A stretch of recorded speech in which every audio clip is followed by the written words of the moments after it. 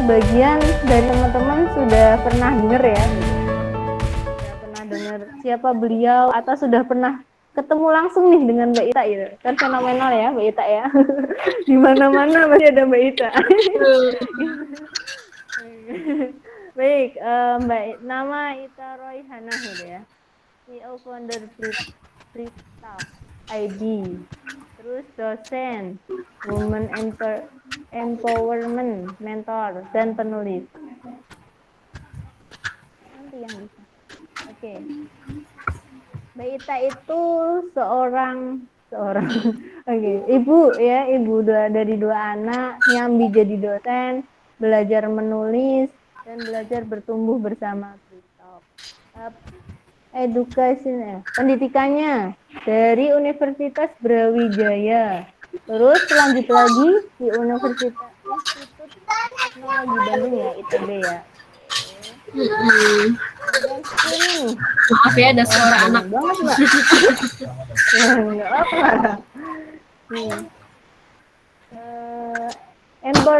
Empowering people, terus meneliti arsitektur khususnya tentang perumahan pemukiman, arsitektur muslim dan sejarah arsitektur, talent mapping dan content writing. Oke, itu dan wah pengalamannya banyak banget ya. Dari 2000 ini hanya dari 2019 teman-teman ternyata ya. Bukan yang dari 2000 berapa ini ya, dari 2019. Dosen arsitektur di Universitas Gunadarma, kemudian penulis buku, kemudian CEO, founder, terus mentor, dan banyak banget tuh, sampai sekretaris Departemen Dalam Negeri Eksekutif Universitas Brawijaya. Penghargaan yang pernah diraih Best Female Partisipan LPDP PK3 2013, Kartil Putri MTQ, Masya Allah ya, mahasiswa tingkat universitas di Universitas Brawijaya. Oke, tidak perlu berlama-lama lagi, kita langsung saja persilahkan waktunya untuk Mbak Ita untuk bisa menyampaikan sharing ya, sharing tentang bagaimana pendidikan dan bagaimana perempuan gitu ya, perempuan menghadapi dunia gitu ya. Yang semakin gimana dunianya itu semakin baik semoga gitu. Oke Mbak Ita silakan bisa mulai. Baik, bismillahirrahmanirrahim. Assalamualaikum warahmatullahi wabarakatuh. Terima kasih atas kesempatan yang diberikan ya sama teman-teman semuanya. Terima kasih juga sudah mau menunggu saya ya. Semoga teman-teman dalam keadaan sehat walafiat dimanapun berada. Saya mohon maaf tadi saya sempat edit slide-nya karena memang ada beberapa materi yang biasanya saya sampaikan ke teman-teman yang lain juga yang mirip-mirip gitu ya. Jadi sekalian saya ngisi teman-teman, saya satuin aja deh gitu ya. Saya satuin aja biar nanti sampai ketika dibutuhkan bisa dipakai lagi gitu. Baik, Solihah semuanya, teman-teman semuanya, hari ini kita berbincang tentang muslimah bercahaya ya.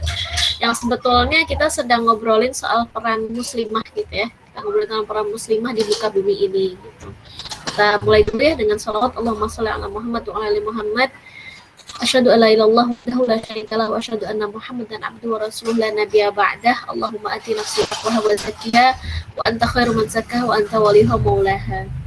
Biasanya saya mengisi materi seperti ini agak padat. Teman-teman kalau memang benar-benar senang bahas tentang perang muslimah, teman-teman siapkan catatannya karena ini aja yang saya tunjukin ke teman-teman nih ada 36 slide ya. Walaupun nanti mungkin tidak semuanya terbahas, tapi insya Allah akan berharga karena saya berpikir di tor yang diberikan ke saya teman-teman mau bikin semacam launching apa ya, kayak sekolah muslimah gitu ya atau apa ya, semacam kayak gitu. Jadi saya pikir teman-teman mesti tahu big picture-nya dulu gitu ya, biar teman-teman nggak salah dalam memberikan panduan kepada para muslimah gitu ya. Karena seringkali ketika kita jadi aktivis, kita merasa bahwa apa yang sudah kita kumpulkan sampai jadi aktivis itu cukup. gitu ya untuk hidup kita sebagai seorang muslimah. Tapi ternyata ketika nanti teman-teman jalani berbagai peran setelahnya, kan peran aktivis bukan satu-satunya peran kan. Ketika teman-teman menikah, menjadi seorang istri, seorang ibu, teman-teman butuh ilmu-ilmu yang lain. Dan gak jarang saya nemu teman aktivis yang mungkin jago di aktivisme, tapi belum tentu jago di rumah, gitu ya. Belum tentu jago handle anak-anak, belum tentu jago handle suaminya, gitu ya. Jadi bukan berarti jadi raja di rumah ya, enggak. Tapi kemudian bagaimana kita bisa menselaraskan peran kita di domestik dan di publik kan gitu ya. Karena apa? Jangan sampai kita salah prioritas. Kita semua disuruh jadi aktivis, jadi leader, kemudian nggak bisa ngerjain hal-hal yang sifatnya domestik. Jangan sampai itu terjadi pada kita. Makanya yuk kita bahas satu persatu hari ini. Nah, ini slide yang saya mau bagi pertama kali teman-teman. Ini satu slide isinya 3 poin, tapi jabarannya panjang banget. Ini jebakan mindset perempuan masa kini ya. Kalau di materi saya sebelum-sebelumnya biasanya ini saya bahas 1 poin 1 slide nih, tapi ini saya jadikan 1 aja. Ini saya dapat dari Ustazah Yasmin Mujahid ya, kalau teman-teman pernah ikutin beliau. Jadi Ustazah Yasmin sudah membahas ini gitu ya di buku beliau Reclaim Your Heart, buku yang sangat fenomenal di Amazon gitu ya. Star 5 gitu ya di Amazon itu bestseller gitu kan. Nah, di dalam satu bab di buku itu beliau bercerita tentang perempuan gitu, dan inilah jebakan mindset perempuan muslim ataupun perempuan pada umumnya lah sebetulnya hari ini. Yang pertama apa jebakannya? Perempuan harus setara dengan laki-laki. Itu yang umum terjadi, sehingga kalau kita nggak setara sama laki-laki rasanya nggak puas gitu. Kita dijebak dengan budaya bahwa perempuan harus setara sama laki-laki, sehingga kalau kita ngerasa nggak setara, kita berusaha memperjuangkan gimana caranya biar setara. Kita dibuat seakan-akan tujuan hidup kita itu adalah menyamai hidup laki-laki. Apakah benar? Apakah benar kita diciptakan untuk menyamai hidup laki-laki? Gitu. Coba teman-teman tanya sama diri sendiri. Semua teman-teman yang lain yang teman-teman lihat di online ya, dimanapun, tentang perjuangan kesetaraan gender. Apa yang dikejar?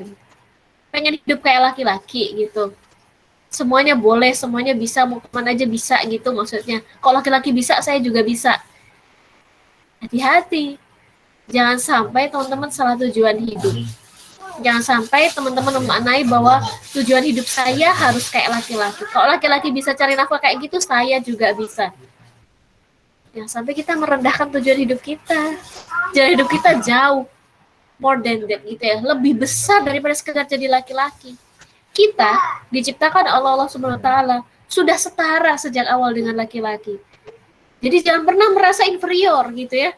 Nggak ada inferiority di dalam Islam gitu. Nggak ada ceritanya yang namanya perempuan tuh di bawah laki-laki. Bukan gitu ya. Dalam Islam tuh semuanya setara.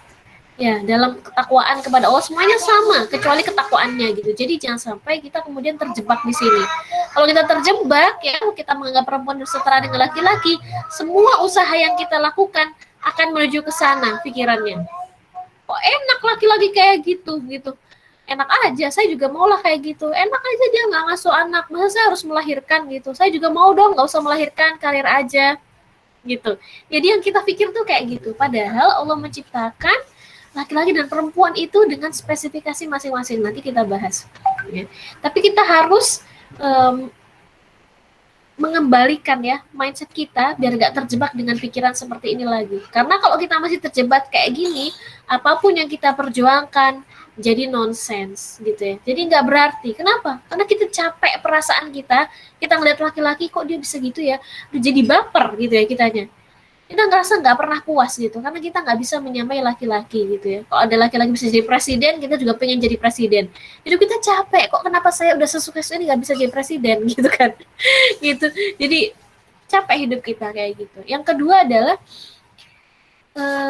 mindset yang menjebak perempuan hari ini gitu ya, sudah berabad-abad lamanya ini terjadi adalah definisi kecantikan perempuan itu ditentukan ya, terminologi perempuan cantik itu gimana sih? Kalau zaman saya dulu SMP ya, ketika saya dapat materi tentang syahadatain gitu-gitu ya dari guru saya tuh beliau tuh inget banget saya ngasih contoh soal give, memberiku segalanya gitu kan ya. Kalau iklan gitu ya, iklan contoh sabun ya, mohon maaf ini bukan maksud menghina merek tertentu, tapi sampai kayak gitu ya, kita mendengar branding gitu ya, seakan-akan yang bisa memuaskan perempuan itu adalah iklan-iklan model kayak gitu ya, yang bisa membuat perempuan bangga itu adalah kalau misalnya cantiknya itu kayak di iklan-iklan sabun. Kalau sekarang tuh iklan-iklan skincare Korea, itu cantik gitu. Kalau nggak kayak gitu nggak cantik. Kalau zaman saya dulu kuliah gitu ya, atau saya dulu SMA, yang namanya cantik itu yang jalan di catwalk gitu, itu cantik. Kalau nggak kayak gitu nggak cantik bodinya. Apalagi sekarang saya kayak sekarang saya jadi emak-emak gitu, udah nggak banget lah disebut cantik gitu ya, bagi orang-orang yang definisi cantiknya kayak gitu ya. Definisi cantik perempuan didefinisikan dengan perempuan-perempuan yang ada di showroom mobil, perempuan-perempuan yang ada di mall-mall gitu ya, itu dianggap cantik. Perempuan-perempuan yang jadi public figure itu dianggap cantik. Kalau nggak terlihat oleh media dianggap nggak cantik, misalnya kayak gitu. Jadi kita harus membebaskan diri kita dari ini dulu. Kalau kita masih terjebak hal kayak gitu, kita terjebak mayoritas, kita terjebak tren gitu ya, yang cantik itu namanya kayak gimana, capek hidup kita ngejar tren mayoritas itu. Akhirnya kita pada pakai skincare, tujuannya biar kayak mbak-mbak Korea gitu ya. Kita pada pakai apapun, tujuannya itu menjadi rendah gitu. Tujuannya tuh bukan mengejar sesuatu yang hakiki gitu. Tapi tujuannya menjadi rendah tadi, kayak tadi yang pertama, pengen setara sama laki-laki. Tujuannya jadi rendah, hidupnya pengen jadi kayak laki-laki gitu ya. Yang kedua, kecantikannya didefinisikan dengan cara mayoritas, sehingga pengen cantik biar sama kayak mayoritas, seakan-akan nggak terwakili kecantikannya kalau nggak kayak gitu ya, merasa inferior. Yang ketiga, jebakan mindset kita adalah perempuan merasa tidak berdaya sebelum ada pangeran berkuda putih yang menyelamatkan dirinya. Jadi kalau masih single gitu ya, rasanya tuh nggak bisa ngapa-ngapain deh kayaknya. Aduh enak banget lah dia udah nikah tuh. Siapa, Rizky Bilar ya dan Lesti itu udah nikah, aduh enak banget, ada yang perhatiin gitu kan. Aduh kalau belum nikah tuh gimana gitu, sehingga kita merasa tidak berdaya kalau belum nikah gitu. Kita terjebak Cinderella story, kita terjebak White Snow story. Sebenarnya hati-hati kalau kita jadi muslimah, apa yang kita tonton kita serap nanti jadi cara pandang kita terhadap sesuatu gitu ya. Pun juga ketika kita ngajarin ke anak-anak, pun juga coba kita recall lagi waktu kita kecil apa yang kita tonton. Sangat mungkin kita pasti punya imajinasi pengen kayak gitu juga gitu. Makanya hati-hati gitu, jangan sampai kemudian ya anak kita terjebak dengan hal-hal kayak gitu juga, sehingga dia jadi standarnya kayak gitu. Nah, apakah orang tua kita itu nenek-nenek yang jahat gitu kira-kira sehingga harus diselamatkan sama pangeran berkuda putih? Kan enggak gitu, enggak kayak gitu. Jangan sampai kemudian kita salah sehingga menganggap nggak bisa berdaya kalau nggak ada yang menyelamatkan diri kita. Gitu ya. Dengan kita keluar dari mindset ini ya, kita akan berusaha untuk menuju tujuan kita yang lebih hakiki, yaitu tujuan kita sebagai hamba Allah Subhanahu wa Ta'ala gitu, bukan yang lain-lain. Kita melakukan karena Allah minta, karena Allah suruh, karena Allah perintahkan, karena itu yang Allah kasih purpose buat kita untuk hidup gitu ya. Jadi kita nggak ngejar tujuan-tujuan semu itu gitu ya. Kalau ada satu nasihat lagi dari Ustazah Yasmin itu yang saya senang banget adalah sebentar, ada kata-kata beliau yang saya suka sekali. Mana ya? Jadi beliau bilang itu adalah kalau pasangan itu mungkin bisa jadi ya, pasangan itu bisa jadi sesuatu yang bikin kita merasa nyaman gitu ya. Tapi jangan lupa gitu, kita tuh nggak akan mati tanpa pasangan itu gitu. Kalau mungkin pasangan itu adalah makanan bikin kita kenyang gitu ya, tapi ada sesuatu yang bikin kita nggak bisa hidup, yaitu Allah. Allah itu kayak udara dalam hidup kita gitu. Kalau kita nggak menghirup itu, ya kita mati gitu. Tapi yang tadi 3 hal yang jadi jebakan mindset ini, kalau kita nggak jadi kayak gitu, kita tuh nggak mati gitu. Jadi jangan mengejar sesuatu yang semu gitu. Itu saya suka banget perumpamaan itu gitu ya. Nah, kalau kita sudah keluar dari sini, baru kita bisa bicara tentang bagaimana Islam memandang perempuan. Jadi sebetulnya dalam Quran itu banyak pembahasan tentang perempuan itu gitu ya. Nah, di sini saya memulai dengan siapa sih muslimah itu ya, siapa perempuan itu ya, untuk apa dia diciptakan. Seringkali kita tuh galau tadi ya, galau dengan yang tadi itu eksistensi diri kita, gitu. Tapi kita nggak merenung dalam sebetulnya gimana sih Islam bicara ini gitu ya, gimana Quran membawa ini gitu. Kita ingat banget harusnya ada ayat Quran yang membahas tentang bagaimana perempuan di masa jahiliyah gitu ya. Perempuan di masa jahiliyah itu ada diabadikan dalam Quran surat An-Nahl ayat 58. Dan apabila seorang hamba diberi kabar anak perempuan gitu, langsung mukanya merah padam gitu ya, malu gitu, menyembunyikan diri dari orang banyak, malu, dianggap punya anak perempuan tuh berita yang sangat buruk dan pengen langsung ngubur aja anaknya daripada harus memelihara anak itu dalam kehinaan gitu. Bayangin kalau kita jadi anak terus orang tua kita ngerasain kayak gitu, gimana rasanya? Mau kita dikubur hidup-hidup? Itu loh kondisi perempuan sebelum Islam. Coba lihat di peradaban-peradaban yang lain, kayak apa sih perempuan itu, jadi objek seks gitu ya, terus kemudian jadi budak, nah seterusnya gitu ya. Jadi objek, bukan jadi subjek gitu. Lalu Islam hadir dengan turunnya surat An-Nisa khusus buat perempuan gitu ya.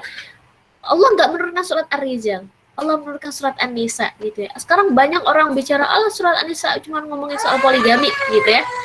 Padahal surat An-Nisa itu turun untuk memberhentikan poligami yang istrinya itu puluhan.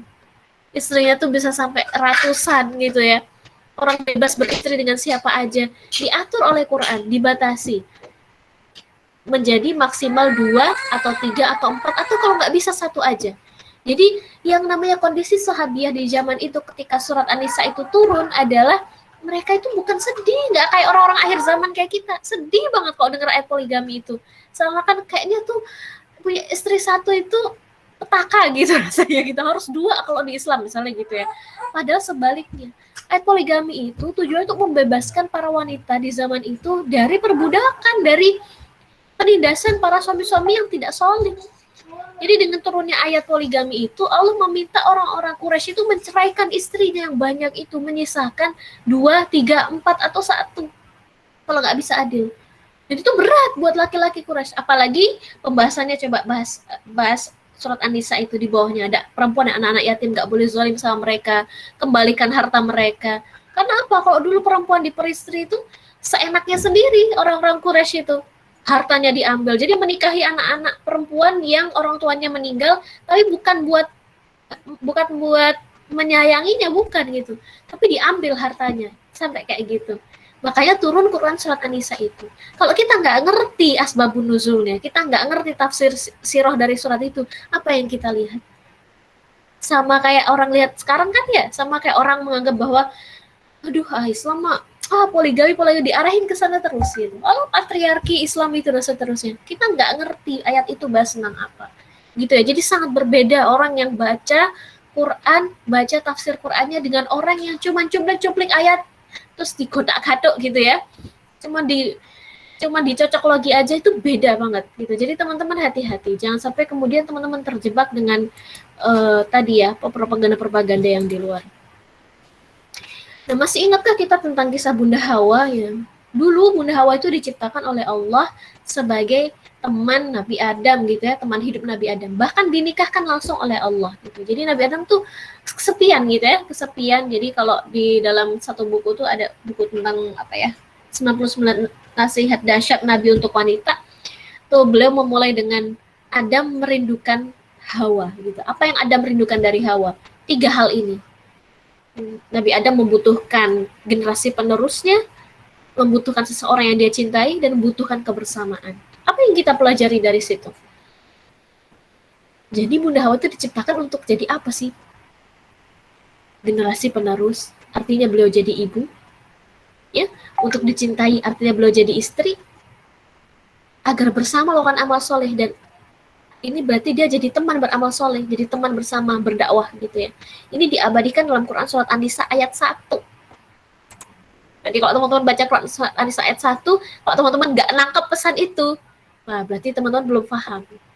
Quran surat An-Nisa ayat 1 berbicara tentang Nabi Adam dan Hawa. Allah membuat eksistensi keluarga itu sebagai satu hal yang sangat besar, yang sangat penting dalam peradaban ini. Bukan sepele dalam Islam. Yang namanya berkeluarga itu sesuatu yang sangat penting banget, eksistensi paling dasar yang istilah distempel sama Allah. Satu-satunya eksistensi yang sah. dalam membangun keluarga, membangun peradaban. Nggak boleh dengan cara yang lain. Dan itu akan memberikan efek pada banyak hal. Dan sekarang ada banyak orang mengingkari esensi bernama keluarga lewat jalur pernikahan yang sah.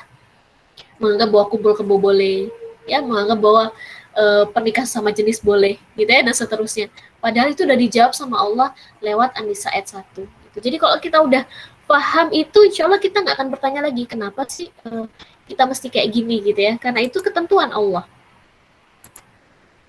Islam memuliakan wanita dalam Al-Quran dibahas 9 aspek tema bahasan tentang wanita. Saya nggak akan bahas ini detail ya, karena kita nggak bahas ini. Proteksi wanita dalam Al-Quran. Jadi kalau ada yang bilang Islam itu nggak menjaga wanita, berarti dia nggak baca Qurannya dengan benar.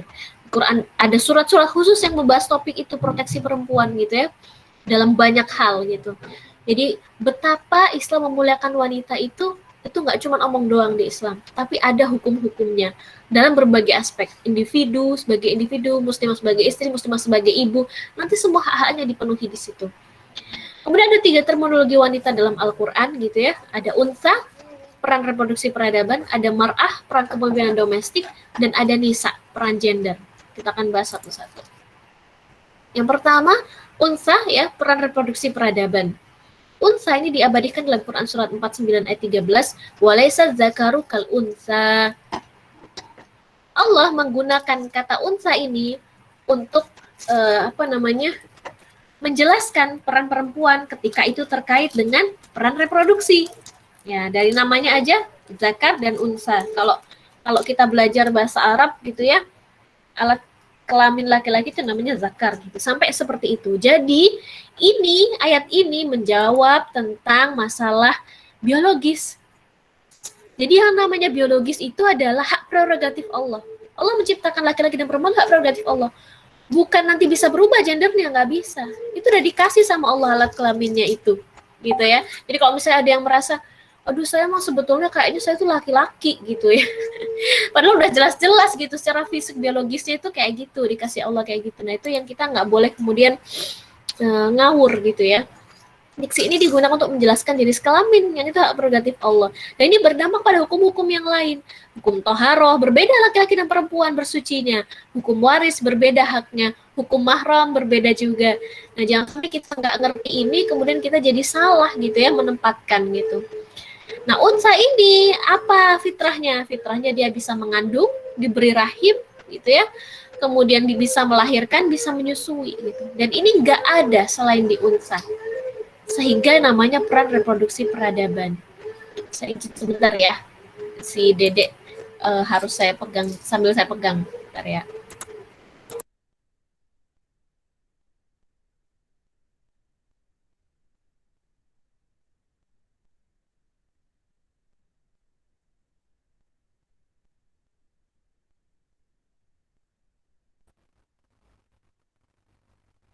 Jangan lupa siapkan pertanyaan ya teman-teman ya.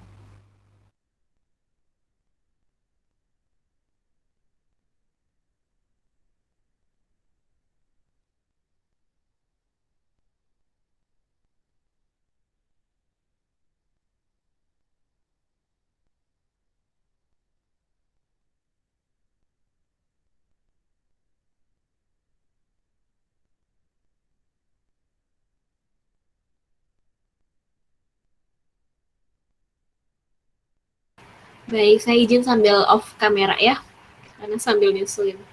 Nah, itulah kenapa ibu itu diberikan kemuliaan 3 kali di atas bapak, karena tadi ibu itu memegang 3 peranan penting ini. Apakah bapak bisa mengandung? Tidak bisa. Bisa melahirkan? Tidak bisa. Bisa menyusui? Tidak bisa. Gitu ya. Makanya jangan pernah menyepelekan posisi kita sebagai perempuan. Kita punya peran yang sangat istimewa dari Allah kepada kita gitu ya. Kemudian yang kedua adalah tanggung jawab peran domestik ya, kepemimpinan domestik. Kenapa disebut kepemimpinan? Karena di dalam domestik kita itu sebagai pemimpinnya gitu ya, di dalam rumah tangga suami kita, pemimpin di rumah suami kita itu adalah kita gitu ya. Pemimpin rumah tangga adalah suami, tapi pemimpin di rumah suami ya, untuk mengelola rumah tangga itu dalam artian memanajemen gitu ya, itu adalah istri gitu ya. Nah ini peran istri. Nah Allah dalam bab ini di Al-Quran menggunakan diksi yang berbeda. Dan perempuan tapi diksinya berbeda. Kok tadi diksinya unsa, kalau ini diksinya adalah mar'ah ya. Mar'ah asal katanya dari kata muru'ah ya. Muru'ah. Mar'ah itu ya, kalau di dalam peribahasa bahasa Arab, al-mar'atu kalmir'ah. Perempuan itu seperti cermin, senang bercermin, sensitif ya. Makanya nanti kalau udah jadi istri, sensitif gitu ya, sensitif sekali perasaannya. Nah, di sini ya, di dalam hadis, nah mar'ah itu dipakai kalau jadi tugas istri nih. Wa mar'atun ra'iyatun ala baitin zawjiha wa waladihi wa hiya mas'ulatun alaihim. Jadi perempuan itu pemimpin ya, mas'ul gitu di zaujatun baitin zaujiha gitu ya, di rumah suaminya, wa waladihi dan anak-anaknya gitu ya. Seperti itu. Seseorang yang suka tampil dengan keindahan ya, perempuan itu juga mar'ah itu seperti itu. Jadi kalau kita misalnya senang berhias gitu ya, itu memang kita perempuan kayak gitu. Jadi jangan sampai kemudian ngerasa nggak nyaman gitu ya, ngerasa kok perempuan kok suka berhias sih, ya nggak apa-apa, emang perempuan itu fitrahnya itu memang suka berhias. Yang penting adalah digunakan pada tempatnya. Nanti kita lihat apa gunanya gitu ya. Al-mar'ah. Kemudian yang ketiga, Quran menggunakan diksi nisa ya, nisaun ya. Nisaun ini bentuk jamak dari mar'atun ya. Yang arti katanya adalah senang bercerita ya, namun juga kadang segala hal diceritain gitu ya, nggak perlu diceritain juga. Kemudian mudah tersentuh, mudah mencurahkan apa yang dirasakan gitu ya. Jadi ini penting, makanya perempuan itu kalau udah bergerak ya, mak-mak itu gitu ya, itu bisa membuat gerakan yang sangat besar. Nah, di dalam Quran surat An-Nisa ya, Allah menjelaskan berbagai macam peran perempuan ya, tidak hanya dibatasi peran domestik atau peran reproduksi aja, tapi peran individu dan peran sebagai makhluk sosial juga yang total berkontribusi untuk peradaban. Makanya kita sebetulnya di-trigger untuk menjadi surat An-Nisa yang berjalan. Ini saya dapatkan dari Ustazah Nur Hamidah ya, beliau ahli tafsir. Jadi sekolah S1, S2, S3-nya tafsir gitu. Nah, di sini kita belajar gitu ya, kenapa Allah memberikan surat itu surat An-Nisa, bukan surat Al-Mar'ah, bukan surat Al-Unsa gitu ya. Karena Allah itu nggak menugaskan perempuan itu untuk menjadi objek saja gitu ya, tapi subjek gitu ya, melakukan peran yang holistik gitu. Nah, ini juga surat An-Nisa sebetulnya dari definisinya aja udah menjawab gitu ya, menjawab orang-orang yang berpikir bahwa perempuan itu di Islam cuma jadi objek aja. Enggak gitu, kenyataannya Allah aja memberikan nama surat itu sangat detail. Nama suratnya adalah An-Nisa, bukan Al-Unsa, bukan Al-Mar'ah gitu, seperti itu. Jadi kalau ada yang berpikir suratnya kenapa kemudian An-Nisa, atau misalnya ada yang berpikir perempuan mah cuma disuruh ngelayanin suami doang di Islam gitu, nggak boleh ngapa-ngapain, enggak gitu, itu tidak terbukti gitu ya di Islam. Kemudian kita mesti lihat ini juga.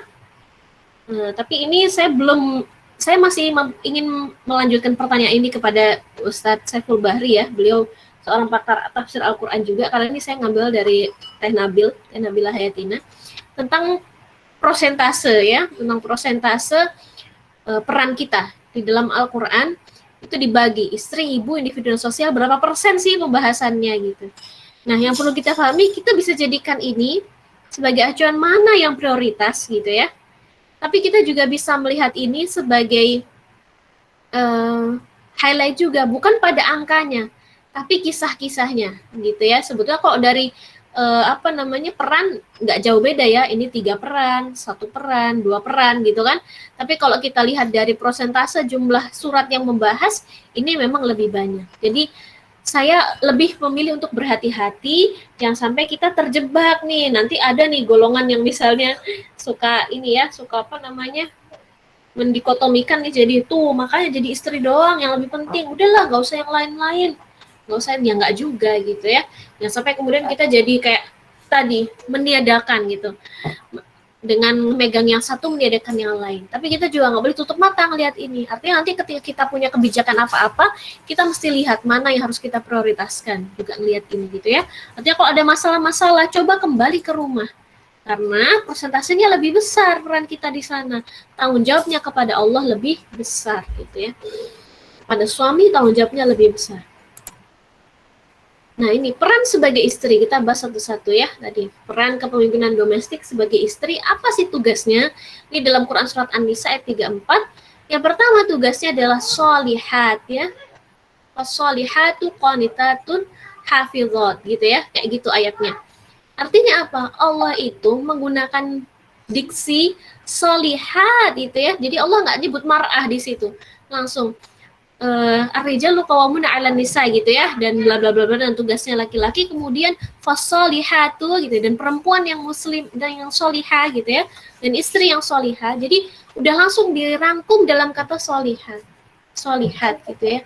Jadi Allah itu menyebut seorang istri itu harusnya udah punya label solihah gitu. Solihah itu gimana? Ihsan ya, salimul akidah, sahihul ibadah, matinul khuluqnya jalan ya, menjalankan segala sesuatu ya murni karena Allah gitu. Kemudian dia qanitat. Qanitat itu taat ya. Taatnya kepada siapa? Taat kepada Allah, taat kepada suami selama tidak melanggar syariat. Ya, ini mewakili taat kepada Allah, ini taat kepada suami. Kemudian hafizat. Hafizat itu menjaga. Menjaga apa-apa yang dititipkan oleh suaminya kepadanya, menjaga manajemen rumah tangga dan pengelolaan harta. Coba kita lihat. Nah, ini ya, yang di-highlight adalah pertama soal qanitat, misalnya ke qanitat dulu, taat pada Allah pada suami, ini yang dilatih adalah followership, kemampuan memfollow suami. Ada banyak muslim hari ini jago leadership, gak jago followership. Jago debat, tapi gak jago mengikuti aturan. Gitu ya. Ini kalau misalnya di dakwah kita belajarnya qiyadah wal jundiyah gitu ya. Jadi kita mesti belajar kapan kita jadi qiyadah, kapan jadi jundi. Pada suami kita jadi jundi. Pada manajemen rumah tangga kita jadi qiyadah. Jangan dibalik. Ke suaminya jadi qiyadah, ke rumah tangganya jadi, ke anak-anak jadi jadi jundi gitu. Jadi jundinya anak malahan. Jadi anaknya yang mimpin. Jangan gitu ya. Kebalik gitu. Jadi kita harus belajar untuk follow suami. Nah, itu nggak gampang. Nggak gampang untuk kita bisa nurut sama suami, itu nggak gampang. Makanya ketika orang mau menikah, saya selalu memberi pesan ya ketika mengisi kajian tentang pranikah, ya menikahlah dengan orang yang kamu ridho, kamu taat dengan dia gitu. Jangan menikah dengan orang yang kita nggak siap taat sama dia. Jadi bayangin aja, saya mau nggak disuruh-suruh sama dia ya. Misalnya saya lagi suka sama sesuatu, di stop gitu, saya mau nggak berhenti. Gitu. Sampai pada bab itu, namanya ridho itu gitu ya. Followership itu kayak gitu. Nah, itu kalau nggak dilatih juga nggak akan jadi. Itu perlu latihannya dari sebelum menikah. Yang kemudian hafizat itu menjaga. Apa yang dijaga? Harta dan kehormatan suami sesuai dengan ayatnya An-Nisa itu. Gimana menjaganya? Ini saya dapat dari Ustazah Nur Hamidah. Ada 3 hal. Dapur, sumur, kasur. Ini juga sering banget diplesetin. Dianggap bahwa perempuan tuh kerjanya dapur, sumur, kasur. Seakan-akan kerjaannya tuh masak, nyuci, dan memenuhi kebutuhan suami ya, kebutuhan biologis. Padahal sebetulnya gitu lebih dari itu, yang namanya manajemen dapur sumur kasur tuh bukan soal aktivitasnya. Ya, bukan teknisnya, tapi soal simbol. Dapur simbol harta dan konsumsi halal dan thayyib. Siapa yang bisa bantu suami ngontrol konsumsi yang masuk halal dan thayyib? Istrinya. Yang masak siapa? Bebas. Mau dimasak bareng sama suami, mau beli GoFood boleh. Mau pakai ART boleh, Sahabiah itu ada yang punya ART, ada yang nggak punya ART. Mulia nggak? Mulia, semuanya dimasukin dalam sirah sahabiah, nggak dipisahin. Ini nih bab sahabiah yang punya ART, ada gitu di sirah sahabiah? Kan nggak ada. Ini sahabiah yang nggak punya ART, ini sahabiah yang punya ART gitu. Gitu ulama kita ngajarin kita, enggak. Semuanya mulia, boleh. Ya, boleh bab ini tuh boleh, kita mau dibantu sama orang atau enggak. Tapi manajemennya, manajerialnya itu kita yang nentuin, wajib harus tahu. Harus berani bilang kepada suaminya bahwa hanya boleh bawa pulang uang yang halal dan thayyib untuk konsumsi keluarga. Mending nggak makan gitu ya, daripada antum pulang bawa uang syubhat. Siapa yang bisa bilang kayak gitu? Istri. Coba kalau istrinya iya aja. Suaminya aktivis kami terus suka jajan. Jajan proyek maksudnya. Gitu ya, misalnya. Bahaya gitu ya. Kemudian pulang ke rumah kayaknya aja aktivis dakwah gitu, tapi kemudian ternyata konsumsinya nggak halal gitu ya, kan bahaya gitu. Dan nggak halal itu efeknya kemana? Ke keberkahan keluarga, ke anak-anak ya, dan seterusnya, karena itu kita makan gitu ya. Nah itu kita harus paham juga. Terus konsumsi ya makanan di rumah, gimana manajemennya biar makanannya sehat. Ada berapa banyak muslimah yang nggak ngerti gimana caranya ngurus anak yang benar biar berat badannya tuh di garis hijau, nggak di garis merah. Pernah nggak belajar kayak gitu ya? Gimana caranya MPASI yang benar? Gimana caranya kemudian anak-anak itu di usia toddler makannya yang benar gimana? Gitu ya. Coba ingat-ingat, ada satu pesan sebelum wafatnya, bapaknya Imam Bukhari ya. Itu beliau bilang, sebelum wafatnya beliau bilang, Bukhari kecil itu tidak pernah diberi makan sekalipun dari makanan yang syubhat. Yuk, siapa yang bisa jamin selama hidupnya sampai umur sekarang nggak pernah makan yang syubhat? Terus pengen kayak Imam Bukhari generasinya. Itu kita ngaca dulu gitu ya. Siapa yang bisa ngontrol kayak gitu di rumah? Kalau bapaknya nggak punya mindset kayak gitu. Jadi kalau orang-orang soleh itu sampai, kenapa Nabi SAW sampai ngeluarin kurma dari mulutnya Hasan Husain? Dikeluarin, masih kecil dikeluarin karena bukan miliknya kurmanya. Sampai hal kayak gitu, itu namanya konsumsi hal yang thayyib, kita perhatikan betul. Kita nggak biarin anak-anak kita misalnya kemana, ketemu sama orang, tiba-tiba nyomot makanan orang. Kita nggak biarin kayak gitu. Itu siapa yang bisa kayak gitu? ART-nya bisa? Nggak bisa. Yang punya mindset kayak gitu harus ibunya, gitu ya. Nah, itu istri yang punya manajemen kayak gitu. Nah, ini nggak banyak diajarkan, gitu ya. Kayak gini, nggak banyak diajarkan. Sehingga tadi, ya jangan salahkan generasi kita kayak gini. Orang tiang generasi ini aja nggak ngerti hal kayak gini gitu ya. Kemudian sumur, simbol kebersihan dan kesucian. Sumur itu bukan soal siapa yang nyuci piring dan nyuci baju ya. Di rumah saya ya siapa yang nyuci ya itu yang luang gitu. Saya luang ya saya nyuci gitu. Nanti kalau saya nggak luang, suami saya luang ya beliau bantu nyuci. Tapi gimana kebersihan, gimana kesucian itu tanggung jawab saya sebagai seorang istri. Standarnya gimana? Coba, yang pertama kali pegang anak-anak habis lahir siapa? Ibunya. Apakah bapaknya? Yang mandiin, cebokin, segala macam. Yang ngajarin anak itu bersuci siapa? Ibunya. Kalau ibunya nggak ngerti standar kesucian, apa yang terjadi di rumah? Najis di mana-mana. Ya nggak? Kalau ibunya nggak punya standar kebersihan, sekarang jaga kamarnya masing-masing bersih apa enggak? Terus mengharapkan anak-anak makan bisa higienis dari mana? Tiba-tiba anaknya alergi, mudah infeksi misalnya, terus ibunya nggak ngerti kudu gimana, ya udahlah kita tawakal aja sama Allah. Apakah kayak gitu caranya Islam ngajarin? Ini yang saya sering hati-hati gitu ya, kita sebagai aktivis tuh jangan sampai kemudian kita salah dalam menempatkan kapan tawakal, kapan ikhtiar gitu. Seakan-akan ya udahlah kita banyak aja tawakal sama Allah gitu, terus kita nggak ikhtiar gitu. Ya, kemudian yang ketiga adalah manajemen kasur. Itu bukan cuma sekedar aktivitas biologis, bukan. Tapi simbol kualitas pelayanan kepada suami dan kepada anak-anak. Coba, pengen punya generasi yang solih, mulainya dari mana? Dari kasur. Lah kalau nggak ngerti cara fikih jima yang benar, ya, kemudian nggak mempersiapkan aktivitas biologis dengan persiapan ruhiyah yang baik, bisa lahir generasi yang solih dari situ? Apa cuman dari hawa nafsu aja? Gitu. Jadi jangan sampai kemudian kita membahas bab-bab kayak gini tuh kita anggap sebagai bahasan yang permukaan. Enggak, ini tuh pembahasannya tuh dalam gitu ya. Dan ini tuh jarang dibahas ya. Seperti itu. Ya. Problem muslimah hari ini adalah muslimah keluar dari fitrah peran ini sehingga tidak terlatih menjaga dan menaati aturan-aturan yang telah ditetapkan baginya. Ya, insya Allah kita paham lah ya setelah dibedah satu-satu. Kemudian peran sebagai ibu, ya, peran sebagai ibu itu ada di dalam Quran surat tadi ya. Peran utamanya mengandung, melahirkan, menyusui. Apa yang harus dididikkan kepada seorang ibu, ya perempuan ketika jadi seorang ibu? Yang pertama pembasuh luka. Karena ibu itu apa tadi? Empatinya kuat, perasaannya sensitif, ya. Kemudian ibu itu senang cerita, gitu ya. Kenapa kemudian ibu itu perempuan tuh harus cerewet, tapi cerewetnya yang solihah, gitu ya tadi ya. Perempuan tuh suka cerita. Tujuannya apa? Biar bisa didik anak-anaknya. Jangan sampai ceritanya justru yang kemana-mana. gitu ya, ceritanya justru yang nggak jelas gitu. Kalau perempuan dididik tahu bagaimana caranya jadi ibu, dia akan menggunakan lisannya, kata-katanya buat ngurusin anak-anaknya daripada buat ngurusin anak orang gitu. Daripada buat ngurusin rumah tangga orang, ngurusin ngomong-ngomong di sosmed yang nggak perlu misalnya kayak gitu. Ya, jadi kalau dari Ustadz Adrian Rusfi, beliau yang mengeluarkan teori tentang fitrah femininitas ya seorang perempuan, maka perempuan itu harus jadi pembangun empati dan moralitas anak, yang ngajarin akhlak kepada anak-anak gitu. Karena perempuan tuh perasaannya kuat gitu. Pelaksana harian pendidikan anak-anak, jadi fasilitator teman tumbuh kembang anak-anak gitu.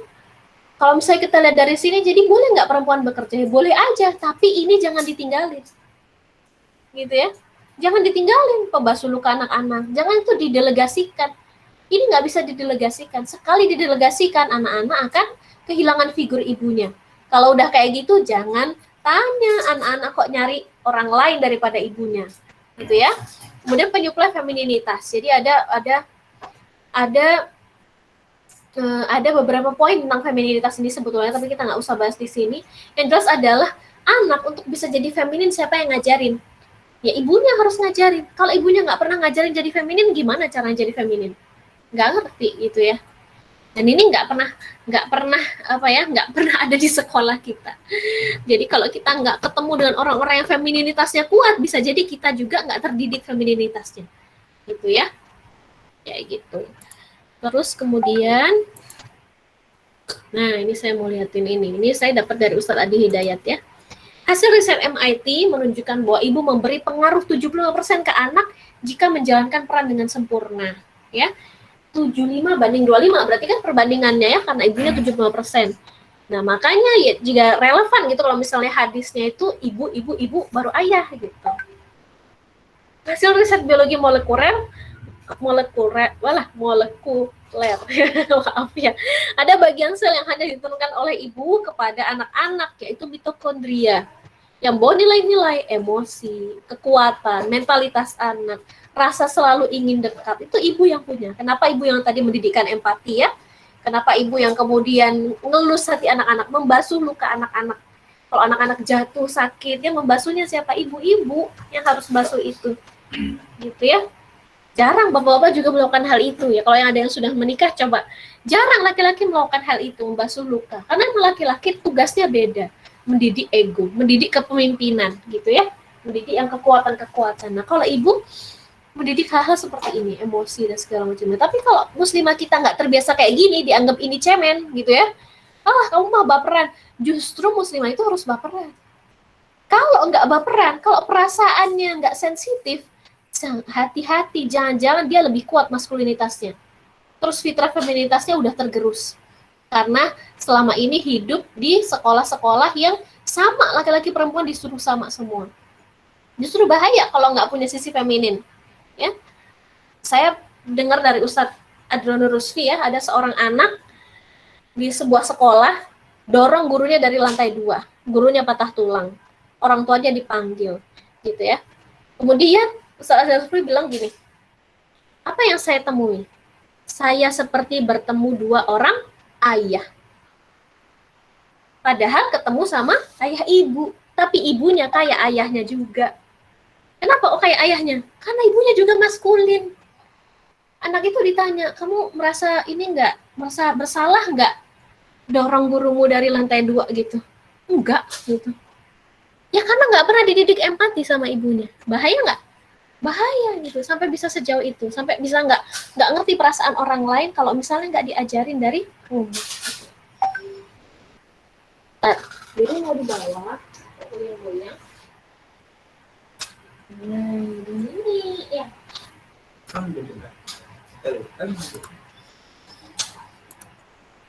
Nah, kemudian ada peran sebagai individu dan sosial. Ini peran gender di dalam An-Nisa ini. Jadi kalau teman-teman ngikutin kajian tafsir An-Nisa gitu ya, waktu itu ada yang ngadain frasa ya dengan pemateri Ustaz Nur Hamidah, tuh bahas semuanya di situ ya tentang peran perempuan itu di berbagai lini. Nah, kemudian gimana implementasinya ke kita gitu ya, peran individu kita ya sebagai apa gitu ya, sebagai hamba ya, sebagai anggota keluarga, sebagai anggota umat. Ya kita cek Cek standar kesolehan diri kita sebagai hamba. Itu seperti apa. Cek akhlak dan tanggung jawab kita kepada keluarga inti kita ataupun kerabat. Sudahkah mereka merasakan peran kita gitu ya di tengah-tengah mereka? Cek peran peradaban kita bagi umat. Apakah kita punya peran peradaban masing-masing gitu ya? Punya misi hidup masing-masing. Jangan sampai ternyata kita nggak punya misi hidup itu gitu ya. Kita nggak punya cita-cita ke sana gitu. Ada banyak muslimah yang menganggap bahwa aduh kalau udah jadi istri jadi ibu mah nggak ada kayaknya bisa ngejar cita-cita pribadi. Emang di Islam kita cuma disuruh jadi itu aja kan? Enggak gitu. Islam nggak meniadakan peran pribadi kita gitu. Tinggal kita bagaimana balancingnya. Kenapa kita nggak terbiasa ya? Karena kita nggak biasa didik diri kita kayak gitu. Gitu ya. Kemudian kok kayaknya berat gitu ya? Banyak nggak peran muslimah ternyata? Banyak banget ya gitu. Jangan merasa berat. Laki-laki pun sama. Gitu ya. Laki-laki yang nggak tahu dia punya 3 peran ini ya, berarti dia juga nggak benar belajar ya gitu ya. Laki-laki juga punya peran sebagai individunya, sebagai suami, sebagai ayah, dia juga punya peran itu. Tapi kalau dia nggak belajar, dia nggak ngerti. Yang ada learning by doing. Kalau learning by doing, ya siap-siap banyak trial and error. Kalau siap-siap banyak trial and error, suksesnya kapan? Ya lama. Tapi kalau al-ilmu qabla amal, sudah tahu ilmunya, beramal, banyak trial and error nggak? Lebih sedikit trial and errornya. Gitu ya. Makanya Islam itu nggak learning by doing, tapi al-ilmu qabla amal. Gitu ya. Jadi teman-teman, saya kasih ilmunya, teman-teman setelah ini beramal harus berdasarkan ilmu. Gitu ya. Nah, sebagai individu dan sosial ini, apa yang harus kita lakukan? Tahap pembentukan individu itu ada 3. Yang pertama, pahami syakilah diri kita. Setiap kita manusia punya syakilah. Dalam Quran Surat Al-Isra, syakilah itu apa? Syakilah itu kayak semacam pembawaan diri ya. Karakteristik setiap insan itu punya karakteristik masing-masing. Dikasih, ibaratnya kalau yang jurusan matematika, ada fx-nya masing-masing. Ada garis nih, kan biasanya dulu waktu sekolah ya, fx sama dengan AX plus BX plus C gitu ya, AX kuadrat plus BX plus C gitu kan. Setiap kita itu punya FX masing-masing gitu, kalau bahasa kakak saya di keluarga dulu ya, waktu saya masih sekolah. Setiap kita punya syakilah masing-masing, harus bisa nemuin syakilahnya. Jangan sampai nggak bisa nemu. Yang menyebabkan kita nggak perform, jadi siapa, nggak jelas peran peradabannya adalah ketika kita nggak kenal diri kita sendiri. Apa kelebihan kekurangan kita gitu ya, kita tuh bagusnya ngapain sih gitu ya, apa ikigai kita kalau orang bilang gitu ya, ya sampai kita nggak ngerti. Kemudian kalau sudah tahu, tempa diri, fokus ke situ, udah jangan lihat yang lain, latih terus di situ gitu ya, fokus on the track, fokus on mission, menjadi diri yang terbaik, kemudian kasih bermanfaatan buat umat dengan apa yang kita punya. Terus kalau di sosial gimana? Pahami posisi diri kita sekarang. Siapa aja sih yang terkait sama diri kita, bagi haknya. Karena setiap apa yang terkait sama diri kita tuh punya hak. Allah punya hak, keluarga kita punya hak, teman kita punya hak, gitu ya, lingkungan sekitar kita punya hak, ya profesi kita punya hak. Seringkali muslimah misalnya jadi aktivis, di dakwah bagus, di profesi nggak bagus, gitu kan. Misalnya di keluarga malah ngerasa ini anak kagak pernah bantuin orang tua gitu ya. Nah, jangan kayak gitu ya. Kalau misalnya kita benar-benar mau jadi perempuan yang tadi ya, benar-benar balance hidupnya, ya jalankan peran itu dengan baik.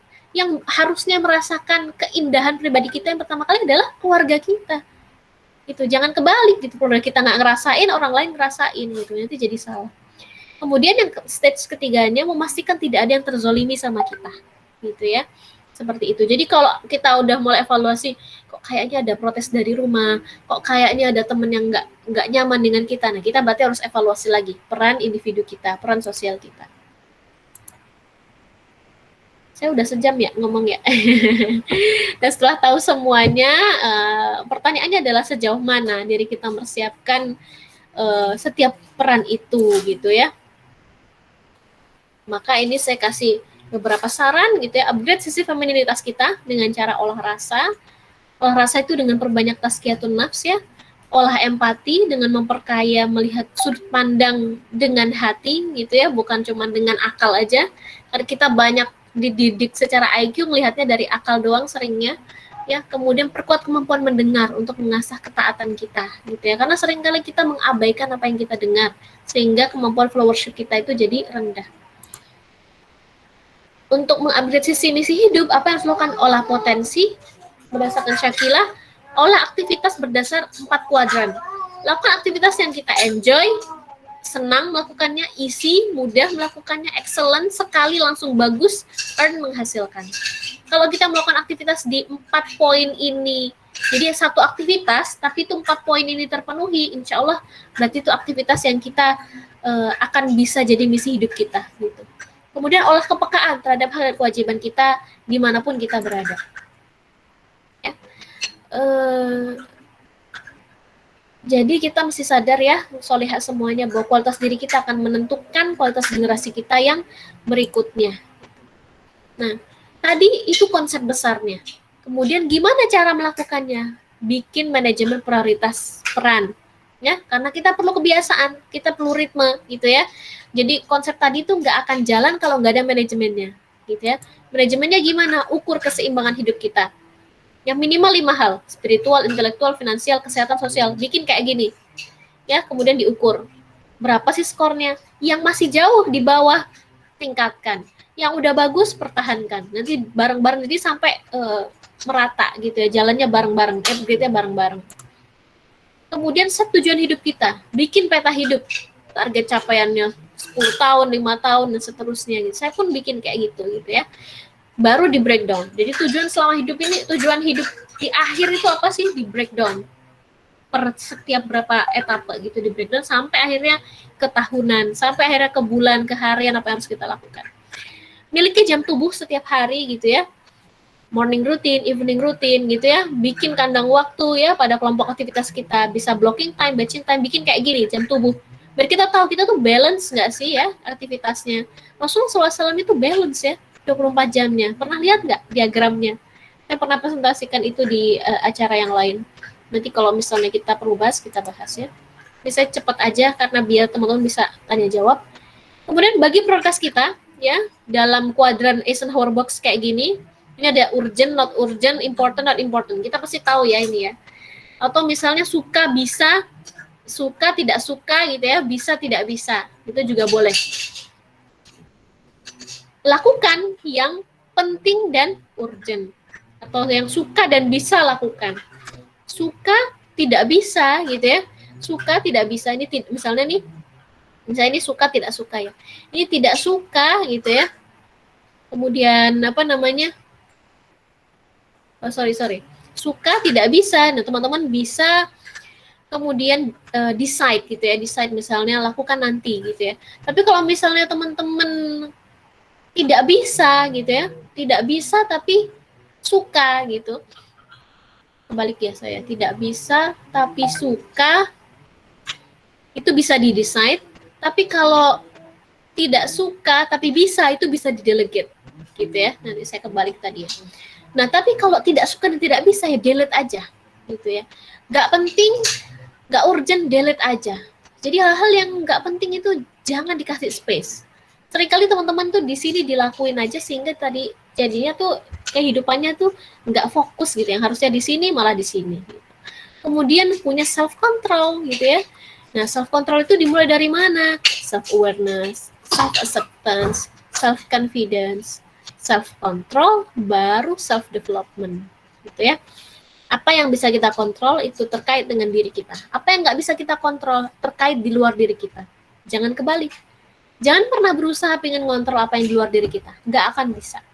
Teman-teman mau ngontrol saya, nggak bisa. Saya mau ngontrol teman-teman, nggak bisa. Kebalik. Saya ngontrol diri saya sendiri, teman-teman ngontrol diri teman-teman sendiri. Gitu ya caranya ya.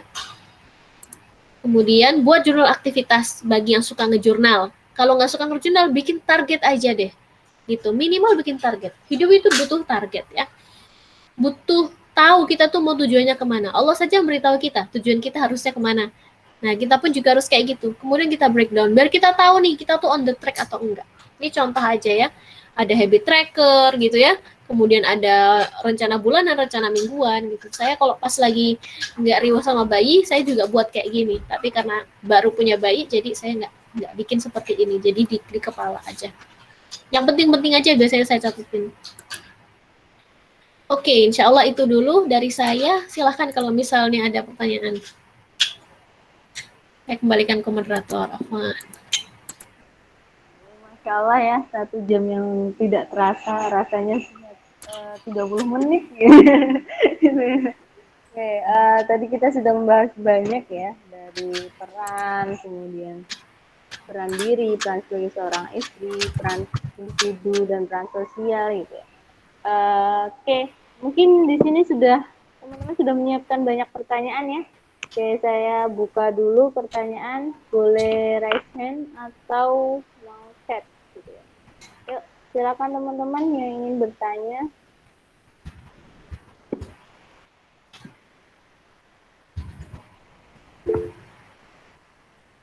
Oke, Eni, silakan.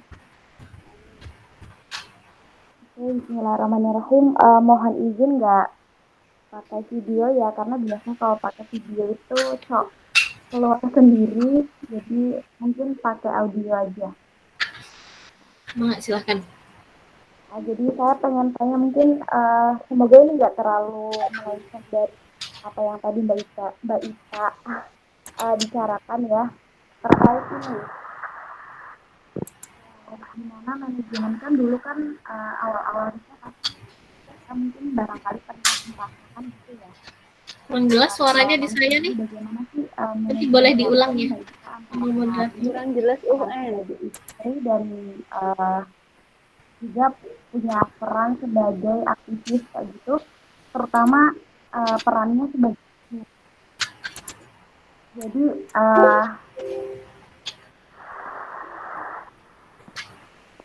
jadi saya tanya tentang manajemen waktu Mbak Ita. Kan dulu kan awal-awal nikah pasti barangkali pernah merasakan ya terkait manajemen waktu antara bagaimana karirnya, perannya, manajemen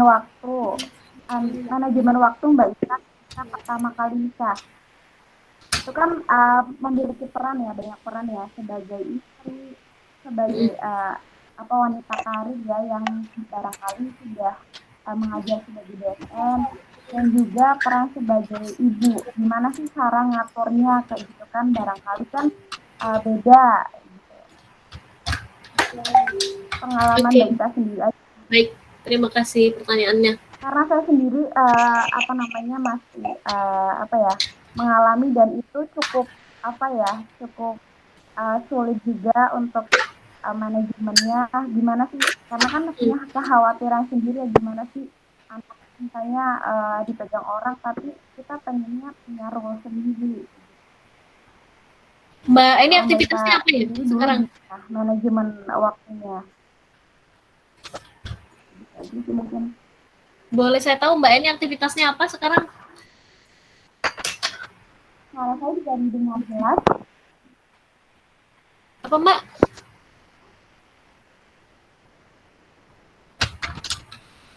Kurang jelas. Bekerja di las Mbak. Kerja di las. Oh, oke. Kerja di las. Kemudian sudah punya anak? Jelas. Sudah punya anak, Mbak? Sudah punya 1 anak. Oh, sudah punya 1 anak. Oke. Ini tapi Mbak Eni keluar ya? Kayaknya mungkin sinyalnya. Ini gimana nih? Saya mau jawab tapi orangnya nggak ada. Ada yang mau nanya lagi deh?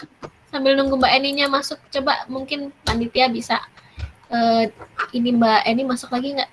Sayang sekali kalau saya jawab tapi nanti nggak ada orangnya, yang butuh malah nggak ada. Oke. Cinta dulu ya Mbak. Nanti Eni boleh. Silakan Cinta. Oke, monggo. Cinta bisa on kamera. Assalamualaikum warahmatullahi wabarakatuh, Mbak Ita. Ya, waalaikumsalam warahmatullahi wabarakatuh. Ya, bismillahirrahmanirrahim. Saya Sinta Apriliani, Mbak, perkenalan. Saya mau bertanya, Mbak. Ada banyak jebakan mindset ya, Mbak, yang tadi dijelasin sama Mbak Ita ya pada pada muslimah itu. Nah, agar tidak mudah terjebak di mindset tadi dan lebih produktif sebagai muslimah berkarya itu, caranya seperti apa, Mbak? Kadang kita udah tahu teorinya tapi susah buat jalaninya gitu. Ya, baik. Sebenarnya Mbak ini udah masuk lagi ya? Bener ya Mbak Eni ya? Saya jawab Mbak Eni dulu ya. Oke. Kayaknya Mbak Eni udah sih tadi. Saya lihat ada masuk ya. Bismillahirrahmanirrahim. Ya, tentang manajemen waktu saat sudah menikah gitu ya. Kan nggak gampang ya gitu ya. Ya, jadi gini, kalau saya pribadi, mungkin orang melihat saya sekarang punya berbagai peran ya. Sebagai dosen gitu ya.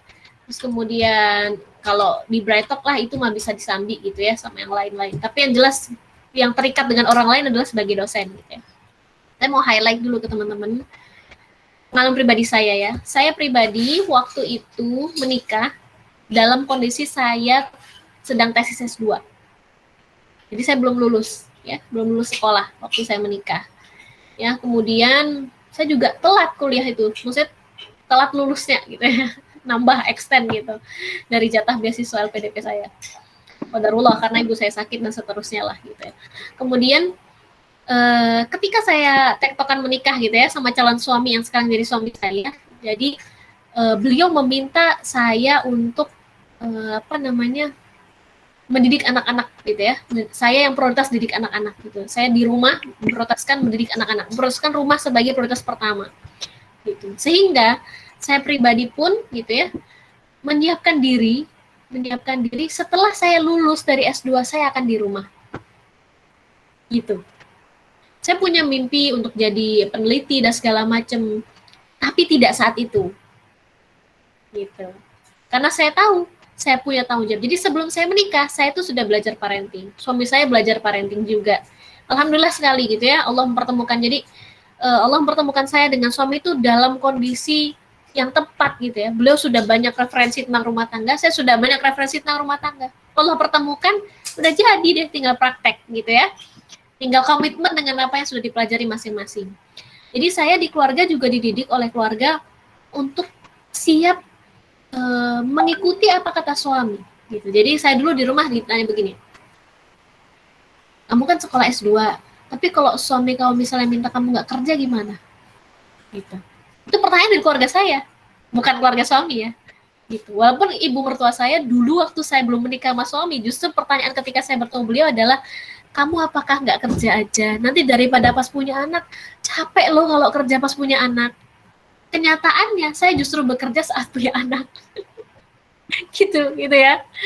Jadi saya mengawali rumah tangga itu dengan di rumah, Mbak. Gitu. Di rumah. Tapi qadarullah sekitar 1-2 bulan ya setelah saya menikah itu saya langsung hamil gitu ya. Saya menikah akhir Desember ya, akhir Desember awal Januari gitulah acaranya. Kemudian saya hamil itu akhir Februari gitulah.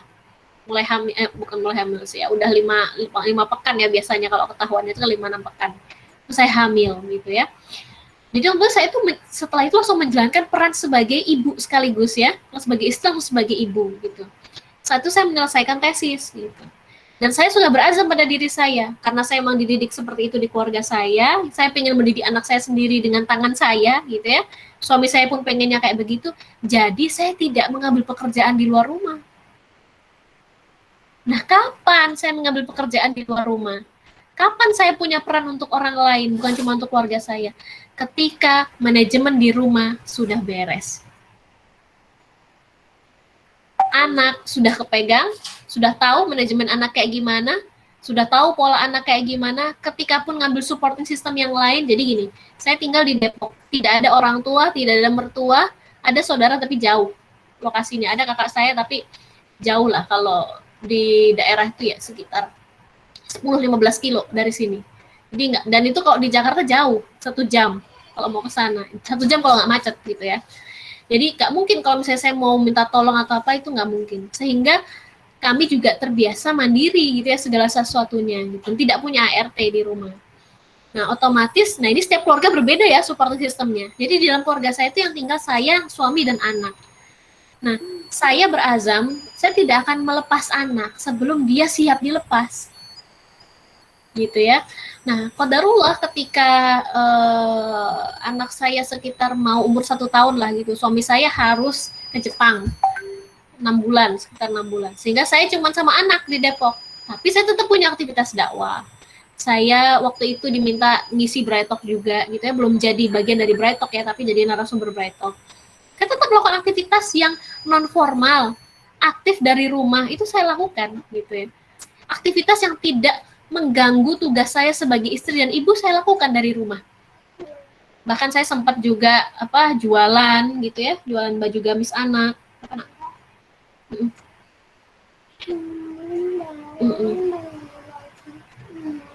Ya sebenarnya. Jadi saat itu saya melakukan aktivitas aktif dari rumah gitu. Kemudian ketika udah lulus S2. Jadi saya lulus S2 itu seminggu seminggu ya. 3 minggu sebelum saya lahiran sih sebetulnya ya, kalau lihat due date-nya. Tapi saya presentasi tesis itu pas 36 week, 9 bulan pas saya presentasi tesis itu. Jadi memang ya Masya Allah ya, maksudnya timingnya emang sangat sangat tepat. Ya, jadi saya tuh dari Bandung ke Depok itu pekan 37. Ya pekan 37 tuh baru jalan dari Bandung ke Depok gitu. Ya emang nggak mudah, manajemen waktunya gimana. Jadi waktu itu saya menyelesaikan tesis, kalau pas di rumah emang nggak bisa bikin tesis. Akhirnya saya sama suami, saya ngambil kos di kehamilan bulan ke-8. Ngambil kos 2 bulan lah di Bandung. Jadi suami di Depok, saya di Bandung. Gitu ya, ngerjain deadline gitu ya untuk presentasi tesis itu. Karena saya pengen lulus sebelum saya lahiran gitu, dan pas banget gitu. Jadi saya udah lulus, abis itu saya lahiran gitu. Jadi saya ngambil ijazah dan lain-lain, saya nggak ikut wisuda ya, waktu itu saya ngambil ijazah lain tuh sambil gendong bayi newborn gitu di Bandung gitu. Kayak gitu. Nah, kemudian saya handle anak saya sendiri gitu ya, karena saya paham bagaimana pentingnya menghandle anak sendiri gitu ya, segala macamnya. Efeknya ke kehidupan dia yang lebih jauh nanti. Jadi saya handle anak saya sendiri sampai kira-kira usia 3 tahun ya, 3 tahun. Tapi begini, kalau di rumah saya, kami terbiasa memplanning segala sesuatu, terbiasa rapat keluarga gitu ya. Jadi ketika saya mau melihat anak saya usia 3 tahun nanti gimana, saya mau melihat, saya mau nambah amanah di kampus gitu ya. Kemudian suami saya melihat ibu udah jago ngehandle di rumah gitu ya. Jadi suami saya tuh melihat kalau saya udah bisa rebahan, udah bisa nonton ini itu, berarti saya kurang kerjaan. Jadi saya harus dikasih kerjaan gitu. Jadi kata suami saya, kayaknya rumah itu udah jadi zona nyaman ibu sekarang. Jadi ibu harus keluar gitu. Gitu. Tapi dengan syarat tadi rumah itu udah beres, anak udah kepegang, perkembangan anak bagus gitu ya. Gak ada masalah dengan anak. Itu baru kita nyari supporting system yang se-value sama keluarga kita. Gitu. Kalau saya di rumah saya begitu ya, rumah orang lain bisa berbeda. Jadi saya baru nyari support system yang se-value sama keluarga saya. Berapa lama waktunya? Saya itu memutuskan untuk apply dosen itu anak usia sekitar 3 tahunan gitu ya. Saya cari support system dari anak usia 2 tahun. Nggak sebentar gitu ya. Saya datangi berbagai sekolah gitu ya. Oh kayak gini, sekolah ini kayak gini, oh kayak gini. Ditimbang-timbang, ngobrol-ngobrol lagi. Tanya manajemen kampus yang mau saya apply, kayak gimana, model ngajarnya segala macam. Itu semua kami prepare dengan baik. Apakah kira-kira bisa gitu ya model ngajarnya gitu ya. Nah, kalau saya ngajar di Gundar kampus swasta, beda dengan kampus negeri ya. Kampus negeri mah kayak orang kantoran gitu ya. Kalau kampus swasta nggak kayak gitu. Apalagi waktu apply pertama, saya apply-nya yang paling rendah grade-nya dosennya. Jadi saya tuh tugas saya datang, absen, ngajar, pulang, ngumpulin nilai. Udah gitu aja. Saya nggak ngurusin semua yang berkaitan dengan jurusan apa, saya nggak ngurusin. Dan itu saya lakukan hanya seminggu 2 kali. Gitu. Kalau di total jamnya itu kira-kira berapa jam ya? Mungkin ada 7 atau 8 jam ya, atau mungkin 10 jam lah misalnya, 10 jam. Tapi dibagi 2 hari gitu misalnya, atau 3 hari gitu. Jadi itu yang saya lakukan, seperti itu. Jadi kita juga harus ngukur gitu ya, harus ngukur. Nah, ketika saya ngambil supporting system, apakah anak langsung saya taruh, saya tinggal gitu ya, misalnya di daycare gitu, enggak. Saya menemani anak saya 3 bulan pertama dia di daycare, sebelum saya tahu kalau saya diterima ya. 3 bulan saya temani, itu timing juga dari Allah sih sebetulnya. 3 bulan saya temani, setiap kali saya ke sana, tidak pernah saya tinggal. Jadi saya tahu betul bagaimana misesnya dia, megang dia gitu ya, apa saja aktivitas di sana, dan saya mau cari daycare yang dia punya record activity anaknya itu apa aja. Jadi saya nggak asal milih, saya nggak nyari daycare yang penting anak makan tidur, bukan itu. saya cari daycare yang se-value sama keluarga saya. Anak bukan cuma sekedar dititipin, tapi juga belajar di sana. Tapi bukan belajar dicekokin, karena anak usia dini bukan dicekokin. Belajar sesuai dengan keinginan dirinya, misesnya yang nyatet hari ini dia belajar apa. Misesnya lapor ke saya. Itu yang saya cari. Kayak gitu. Jadi kita benar-benar hitung-hitungan gitu. Secara finansial juga kita hitung-hitungan. Nyampe nggak finansialnya? Jangan dipaksain kalau nggak nyampe. Kayak gitu ya. Kemudian baru 3 bulan ya, qadarullah nih, 3 bulan Maryam, anak saya yang pertama di situ, dari waktu saya apply ya di Gunadarma itu, 3 bulan itu saya diminta langsung ngajar. Gitu. Jadi pas banget timingnya. Jadi Maryam sudah bisa dilepas di situ, saya ngajar. Dan saya cari tempat daycare yang dekat dengan kampus. Cuma sekitar 1-2 kilo lah dari kampus gitu. Sehingga kalau ada apa-apa saya bisa langsung bolak-balik gitu kan. Kayak gitu udah. Dan alhamdulillah gitu. Bismillah ya. Anaknya juga senang di situ. Sampai sekarang anak saya masih di situ karena ada sekolahnya gitu ya. Anak saya masih di situ sampai sekarang. Tapi saya sekarang ngajar online ya karena pandemi. Kemudian ya udah manajemennya kayak gitu. Aktivitas saya yang lain masih berjalan seperti biasa. Karena aktivitas saya kan nggak cuma ngajar ya, ada juga yang lain. Misalnya kemudian masuk ke tim Brightop dan seterusnya gitu. Itu kayak gitu. Jadi bertahap. Nanti kalau misalnya ada kondisi lain lagi di keluarga, misalnya kayak sekarang, saya punya anak lagi ya, baby. Apa yang saya lakukan? Gitu. Saya tanya ke kampus, secara manajemen seperti apa. Sekarang amanah saya di kampus udah nambah lagi, nambah ngurusin jurusan gitu ya. Diminta bantuan ngurusin jurusan, oke, gitu. Kemudian saya punya anak, ya saya bilang ke kampus, kalau sudah tidak pandemi, saya akan cuti. Gitu. Karena saya nggak bisa ngelepas anak saya. Mending saya cuti, nggak dapat bayaran, daripada anak saya dipegang orang lain belum di fasenya. Gitu. Kalau saya gitu, mungkin ada ibu-ibu yang memilih anaknya diperah asinya gitu ya, anaknya dipegang sama orang lain. Kalau saya tidak memilih itu. Dan alhamdulillah gitu ya. Para ibu pasti senang banget dengan kondisi pandemi ini karena bisa bekerja dari rumah dan anak-anak kepegang gitu. Dan sekarang sampai sekarang alhamdulillah dengan anak saya yang kedua usia mau 7 bulan, ini saya masih mengajar dari rumah. Dan kemarin juga tanya lagi teman yang baru lahiran nanya ke kampus apakah semester depan online atau offline, alhamdulillah masih online. Artinya masih ada kesempatan lagi untuk ngajar dari rumah. Kalau misalnya udah jadi offline, harus ketemu dengan mahasiswa, saya pilih ngajuin cuti. Nggak boleh diterima, saya keluar. Gitu, simple. Saya punya prioritas gitu ya. Lebih baik saya pegang anak-anak saya, apalagi kondisi kayak gini, saya nggak mungkin naruh anak saya di daycare gitu ya. Mungkin ada keluarga lain yang begitu, nggak apa-apa, support systemnya kuat, boleh gitu ya. Misalnya kalau support system kuat tuh gimana? Secara berbagai macam support system itu kan ada spiritualnya gitu ya, ada ilmunya gitu ya, ada personnya, ada yang handle-nya juga jago, ada finansial. Di kondisi pandemi ini jangan lupa kita perlu supportnya finansial. Kalau terjadi kondisi force major, finansialnya harus oke. Gitu ya, ketika anak kita titipkan ke orang, terus someday misalnya ada sesuatu yang tidak kita inginkan terjadi, harus siap secara finansial gitu. Nah kayak gitu-gitu. Jadi semua itu harus kita pikirkan. Nah kalau kami karena prioritasnya adalah keluarga, ya udah kalau misalnya yang di luar itu nggak bisa, ya kita berhenti gitu dengan bahagia gitu. Jadi yang sampai kemudian tadi, kalau kita meletakkan tujuan hidup kita kepada tadi ya, saya tuh pengen jadi itu biar kelihatan sama itu dan seterusnya, capek kita. Kalau kita melakukan sesuatu karena Allah minta saya punya peran, saya disekolahin sama negara, saya punya tanggung jawab untuk membalas apa yang diberikan sama negara buat saya. Jadi tujuan saya pertama kali ngajar itu adalah setidaknya saya membayar apa yang udah negara kasih buat saya. Gitu. Karena saya sekolah S2 dibayarin sama negara. Biar saya ngerasa lega ilmu yang Allah kasih ke saya lewat negara ya, lewat kampus saya, lewat guru-guru saya di arsitektur. Karena saya tahu ada guru-guru arsitektur yang ingin saya itu memberikan ilmu saya kepada orang lain.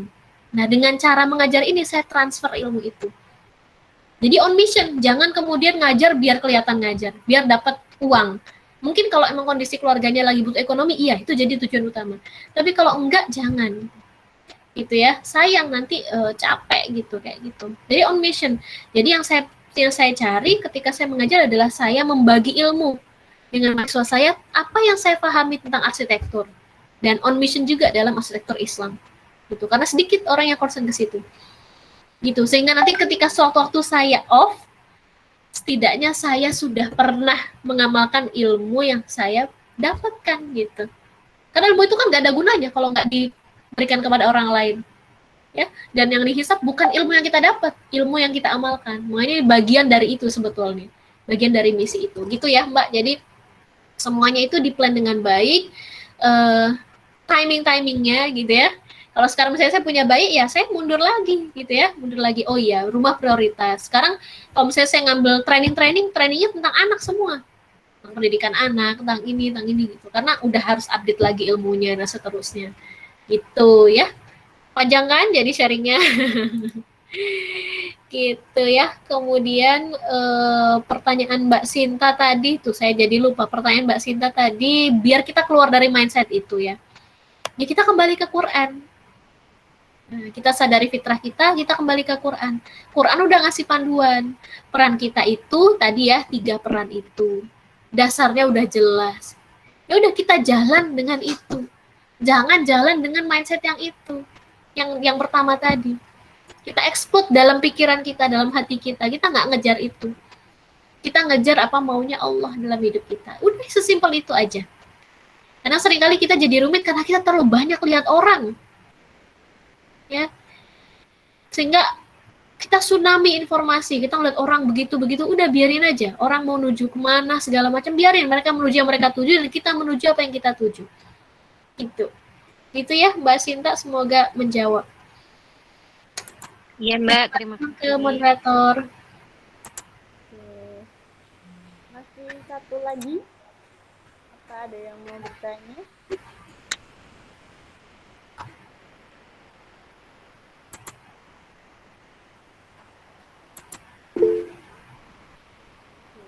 Zulfa ya, silakan. Oh Zulfa. Bismillahirrahmanirrahim. Assalamualaikum warahmatullahi wabarakatuh. Waalaikumsalam warahmatullahi wabarakatuh. Kenalkan Mbak Ita, saya Zulfa. Saya ingin bertanya, mungkin tadi Mbak Ita sempat menjelaskan ini ya, maksudnya pengalaman beliau selama menjadi istri yang produktif begitu. Mungkin bisa menceritakan pengalaman Mbak Ita mungkin sebelum menjadi istri begitu, maksudnya persiapan waktu single. Sebelum nikah atau sebelum merencanakan untuk menikah, mungkin bisa diceritakan tentang ini sih pengalamannya begitu untuk mempersiapkan diri menjadi wanita yang lebih produktif setelah menikah, mungkin begitu. Ya, terima kasih sebelumnya. Assalamualaikum warahmatullahi wabarakatuh. Assalamualaikum warahmatullahi wabarakatuh. Ya, baik. Terima kasih pertanyaannya. Nah, begini ya. Saya mau disclaimer dulu ya di awal. Setiap orang itu lahir dalam kondisi keluarga yang berbeda-beda. Supporting sistemnya berbeda-beda gitu ya. Jadi jangan samakan teman-teman dengan saya gitu ya. Nanti teman-teman juga akan capek. Kok Mbak Ita udah gitu, saya kok baru gini gitu ya. Tapi teman-teman temukan dari pace teman-teman sendiri gitu ya. Dari lintasan teman-teman sendiri, kecepatan teman-teman untuk bertumbuh, teman-teman temukan sendiri, direnungi saya harusnya udah sampai mana. Saya pribadi gitu ya, saya mau cerita dulu. Saya pribadi lahir dari keluarga yang memang aktif gitu ya. Kakak saya itu produktif orang-orangnya. Kemudian saya dari kecil terbiasa dengan kehidupan aktivisme gitu ya. Maksudnya gimana? Kakak saya juga dulu aktivis gitu ya ketika di kampus gitu ya. Kemudian diskusi di rumah kami aktif ya. Diskusi hal yang teman-teman temui di kami itu terjadi di rumah kami sebelum saya kenal apa itu kami gitu ya, sebelum kami terbiasa dengan gerakan apa segala macam. Nah itu terbiasa di rumah kami. Saya bersaudara, saya nomor 6. Kalau kata kakak saya nomor 5, saya punya kesempatan paling banyak belajar dari kakak yang lain karena saya anak paling busuk gitu. Nah ketika saya bertumbuh, saya banyak belajar juga dari kakak saya. Kakak saya itu mengikuti berbagai macam harokah. Jadi saya banyak belajar dari mereka, gitu ya. Harokah itu pergerakan Islam. Jadi backgroundnya macam-macam. Ada yang Salafi, kakak saya, ada yang pernah ikut Jamaah Tabligh, ada yang di NU, gitu ya, ada yang di Tarbiyah dan lain-lain, gitu ya. Jadi ada yang keluarga besar kakak saya, ada yang di HTI, gitu ya. Jadi kita banyak inputnya, gitu. Sehingga dalam berpikir juga inputnya banyak, dalam berdiskusi inputnya banyak. Nah, kita masuk ke aktivitas saya. Dari kecil saya suka aktivisme gitu ya. Dari dari TK, SD, SMP, SMA, nggak pernah saya lalui tanpa saya ngasih tropi ke sekolah. Gitu. Dari saya TK, SD, SMP, SMA. Kuliah pun saya tuh selalu ngasih sesuatu buat sekolah. Maksudnya piagam penghargaan kah, piala atau apa gitu. Qadarullah gitu ya, qadarullah hadza min fadli rabbi. Itu sebenarnya adalah ya pemberian aja dari Allah gitu lewat saya. Karena di rumah saya pun gitu ya, saya sering kali dididik waktu saya SMP. Ketika saya pulang bawa piala, itu saya nggak kemudian dikasih ucapan selamat ya nak ya dapat piala, enggak gitu. Tapi pertanyaan kakak saya adalah, menurut kamu pantas nggak pulang bawa itu? Walaupun saya juara 1 ya di kabupaten gitu. Jadi saya tuh tumbuh dengan cara kayak gitu ya. Jadi saya membuat diri saya tidak pernah merasa bahwa saya sudah achieve something gitu ya. Tapi ya saya bertumbuh aja. Dengan saya misalnya saya di SD, saya punya kemampuan memimpin, ya bantu memimpin teman-teman. Ketika saya di SMP, saya jadi ketua PMR gitu ya, jadi ketua Iqra Club misalnya kayak gitu, ketua saya remaja masjid gitulah, inisiasi remaja masjid di sekolah. Kemudian ketika SMA, saya aktif di remaja masjid, aktif bersama teman-teman ekskul gitu ya, bareng-bareng ngariung sama teman-teman membentuk nuansa Islami di sekolah. Ketika di kampus, saya aktif di berbagai organisasi gitu ya. Yang paling di highlight mungkin BEM Universitas gitu. Dan di situ saya ketemu sama teman-teman yang lain. Di situ saya banyak belajar tentang bagaimana hidup dengan berbagai macam orang dan berbagai macam background. Gitu. Belajar tentang bagaimana menumbuhkan orang lain, belajar bagaimana teamwork ya dan segala macamnya itu gitu. Sampai saya di BMSI, BEM seluruh Indonesia, di forum perempuan BMSI, mempresentasikan, menginisiasi bersama teman-teman senior lainnya, saya qadarullah yang disuruh presentasi waktu itu, untuk ada forum perempuan BMSI gitu ya.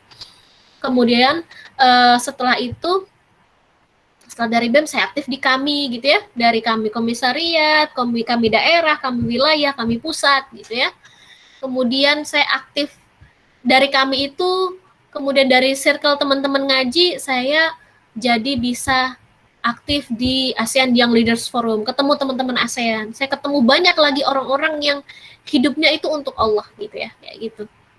Nah, dari sana saya banyak belajar dari banyak orang gitu ya, belajar dari banyak orang bagaimana mereka tetap bisa punya energi untuk hidup di berbagai fase hidup yang mereka lalui gitu. Itu satu ya. Nah, kalau teman-teman ngerasa misalnya aduh kok saya nggak punya semangat, saya nggak, mungkin teman-teman perlu memilih circle yang membantu teman-teman bertumbuh. Itu maksud saya ya. Jangan sampai kemudian teman-teman hidup di circle yang teman-teman sulit bertumbuh gitu. Dan saya kalau dulu ya ketika saya di kami, saya ngerasa ini kayaknya nggak ada di kami. Saya bikin gitu. Jadi saya nggak nunggu orang bikin, saya bikin. Jadi dulu ketika di Malang saya ngelihat teman-teman ngaji. Karena saya alhamdulillah gitu ya, karena saya dari kecil suka lomba ngaji gitu ya. Kalau saya ngeliat di halakoh misalnya, kok jelek banget sih ngajinya gitu, aktivis dakwah kok ngajinya jelek banget gitu, saya ngerasa kayak gitu misalnya, kuping saya tuh risih gitu dengernya tuh, ngaji hurufnya aja kemana-mana gitu, jangankan yang lain-lain gitu, hurufnya masih salah gitu, karena saya gemes gitu ya, waktu di Malang saya masih mahasiswa, waktu sebuah Ramadan gitulah, di satu Ramadan saya bikinlah halakoh Quran gratis, pagi siang sore malam pilih aja jadwal, saya tunggu di Rektorat Brawijaya, saya standby di situ. Bikinlah saya modulnya tulis tangan aja gitu. Karena saya nggak pernah sekolah tahsin gitu, nggak pernah. Tapi saya memang waktu kecil dididik di TPQ Ahmad Baidowi, punya Pondok Tebu Ireng gitu ya. Beberapa tahun di situ. Sekolahnya kayak sekolah SD. Jadi ada kurikulumnya dan segala macam gitu. Ada ijazahnya, ada ininya. Pagi saya sekolah SD, sore sekolah itu gitu ya. Orang tua saya mendidik seperti itu. Jadi saya punya basic baca Quran yang benar gitu. Kok sampai sekarang baca Quran saya bagus, tapi kalau saya udah ditanya tajwid segala macam saya udah nggak inget. Tapi secara makharijul huruf segala macam, alhamdulillah Allah masih jaga gitu ya. Nah balik ke sini tadi, nah saya bikin gitu halaqah Quran itu. Nah di situ kemudian saya jadi melatih diri juga bagaimana ngerawat orang, ya, bagaimana kemudian memanage orang gitu. Terus gimana soal pernikahan, persiapan pernikahan? Saya sekali lagi balik ke keluarga. Saya anak ke-6. Kakak saya jaraknya jauh. Saya dengan kakak pertama jaraknya 15 tahun. Ketika saya kuliah, saya tinggal dengan beliau. Saya bukan anak kosan. Otomatis apa yang terjadi? Ketika saya di rumah, saya pekerjaannya adalah membantu kakak saya menghandle anak-anaknya. Gitu. Saya lahir dari keluarga yang ketika saya umur 10 tahun, ayah saya wafat. Gitu. Jadi tinggal ibu saya. Jadi otomatis figur tertua di rumah ya kakak saya ya. Ketika saya kuliah, saya tinggal dengan kakak saya itu, saya kuliah sama kayak teman-teman, pas-pasan gitu ya. Uang saku saya dulu itu. Bahkan kakak saya selalu mendorong saya untuk cari beasiswa. Dulu zaman Laskar Pelangi itu kakak saya bilang, kamu nggak pengen kayak Andrea Hirata gitu. Bisa kuliah sendiri pakai uang sendiri. Jadi saya itu dijatah sama kakak saya sebulan sekian, ya udah itu. Sisanya saya cari sendiri. Saya juga pernah ngajar les. Saya juga pernah ya itu ya cari tambahan uang sendiri gitu. Itu yang mendidik diri kita jadi apa ya, orang yang tadi nggak cuman gini doang gitu ya, nggak cuman gini doang, tapi tahu oh gini caranya hidup, oh gini cara bertahan, oh gini cara menawarkan kapasitas kita kepada orang.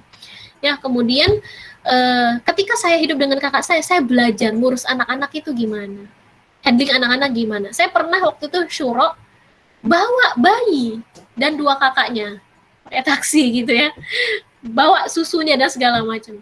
Jadi dan tadi saya bilang, keluarga itu harus yang pertama kali ngerasain kita, ya. Misalnya kita aktivis dakwah, kita di luar dikenal sebagai aktivis dakwah, keluarga kita ngerasain buat apa, ya. Gitu. Saya pernah waktu tingkat 2 kuliah gitu ya, ketika sibuk-sibuknya di kampus, di fakultas, di FT ya. Di FT itu kan kehidupannya senioritas banget gitu. Sibuk banget di FT, udah gitu aktif di dakwah juga sibuk. Saya berangkat jam 6 pagi, pulang jam 9, begitu aja. Suatu hari saya ingat sampai sekarang karena itu menjadi momen perubahan saya juga dalam saya melakukan berbagai macam aktivitas ya. Kakak saya sambil wudhu gitu ya di tempat berwudhu di rumah, kakak saya bilang, bisa nggak kamu merubah gitu pola aktivitas harianmu tuh nggak kayak gitu. Saya tuh dulu juga aktivis kampus tapi nggak kayak kamu gitu. Di keluarga saya tuh keras ya didik ya, beda mungkin kalau teman-teman kok ini banget dia gitu kalimat-kalimatnya, tapi memang keluarga saya sangat disiplin gitu dalam hal kayak gitu. Terus saya langsung makdek gitu ya, kalau orang Jawa tuh gitu, makdek, iya ya gitu, ada yang salah nih sama saya pribadi. Oke, sejak saat itu saya bilang ke teman-teman, karena saya aktivitasnya di arsitektur, aktivitasnya di BEM, aktivitasnya di rumah gitu ya, minimal itu yang terlihat. Jadi saya bilang, kalau saya di BEM, berarti pikiran saya di BEM. Dulu belum ada WhatsApp kayak sekarang ya. Gitu. Kalau saya di arsitektur, pikiran saya di arsitektur. Kalau saya di rumah, artinya saya sedang mengerjakan pekerjaan rumah. Saya nggak bisa diganggu. Jadi, saya akan hadir di situ kalau saya di situ. Selesaikan semua urusan bersama saya di situ. Kalau saya sudah pindah tempat, ya saya nggak ngerjain itu lagi. Saya pindah ngurusin yang lain. Karena saya punya amanah yang lain. Dan dari saat itu, saya selalu punya mindset di kepala saya. Ketika keluarga saya butuh orang yang bisa bantu, saya harus jadi orang pertama. Gitu. Kalau ibu saya butuh, kakak saya butuh, kakak ke 1, 2, 3, 4, 5 gitu misalnya butuh orang gitu ya untuk bantuin, saya harus bisa bantu. Sebelum yang lain bantuin gitu ya, yang nawarin. Dan ketika misalnya gini, karena kakak saya itu wanita bekerja ya, kakak saya yang pertama. Jadi saya punya 2 kakak perempuan, yang satu wanita bekerja, yang satu wanita di rumah. Dua-duanya sukses didik anak menurut saya ya. Jadi saya punya contoh gimana sih bekerja tapi anak handle, gimana di rumah anak handle gitu. Itu mungkin juga yang supporting system yang tidak semua keluarga punya gitu ya. Nah ketika kakak saya itu misalnya mau rapat di luar kota berapa hari, itu dia minta saya misalnya temenin gitu ya. Kamu peluang nggak tanggal sekian gitu. Karena saya mau diajak, karena saya harus handle anak dia gitu, ketika dia rapat gitu kan, kayak gitu. Jadi saya langsung take waktu saya gitu, di tanggal ini saya nggak bisa, kalau ada acara kampus atau apa saya nggak bisa, karena saya harus prioritasin keluarga gitu. Jadi saya kayak gitu dulu. Nah ketika kemudian saya namanya kita belajar di dakwah, kita belajar banyak buku ya, sirah segala macam, disitulah kemudian kita nggak cuma belajar sirah dalam konteks siasah, tapi juga belajar bagaimana rumah tangga Rasulullah, bagaimana kemudian keluarga-keluarga orang terdahulu menghasilkan orang-orang yang hebat gitu ya, sampai akhirnya ketika di fase udah mau lulus gitu ya, di situ saya mulai banyak ikutan kajian parenting ya, kajian parenting macam-macam diikutin, buku tentang parenting dibaca gitu ya, karena di rumah juga ada prakteknya gitu kan. Jadi saya jadi banyak belajar. Saya belajar bagaimana kakak saya mengasuh anak-anaknya gitu ya, dan seterusnya. Sampai dulu tuh ada senior-senior gitu ya, yang udah jadi ibu-ibu gitu bilang, Ita mah udah banyak ilmunya, tinggal nikahnya aja kapan gitu ya. Sampai saya sering banget digituin gitu.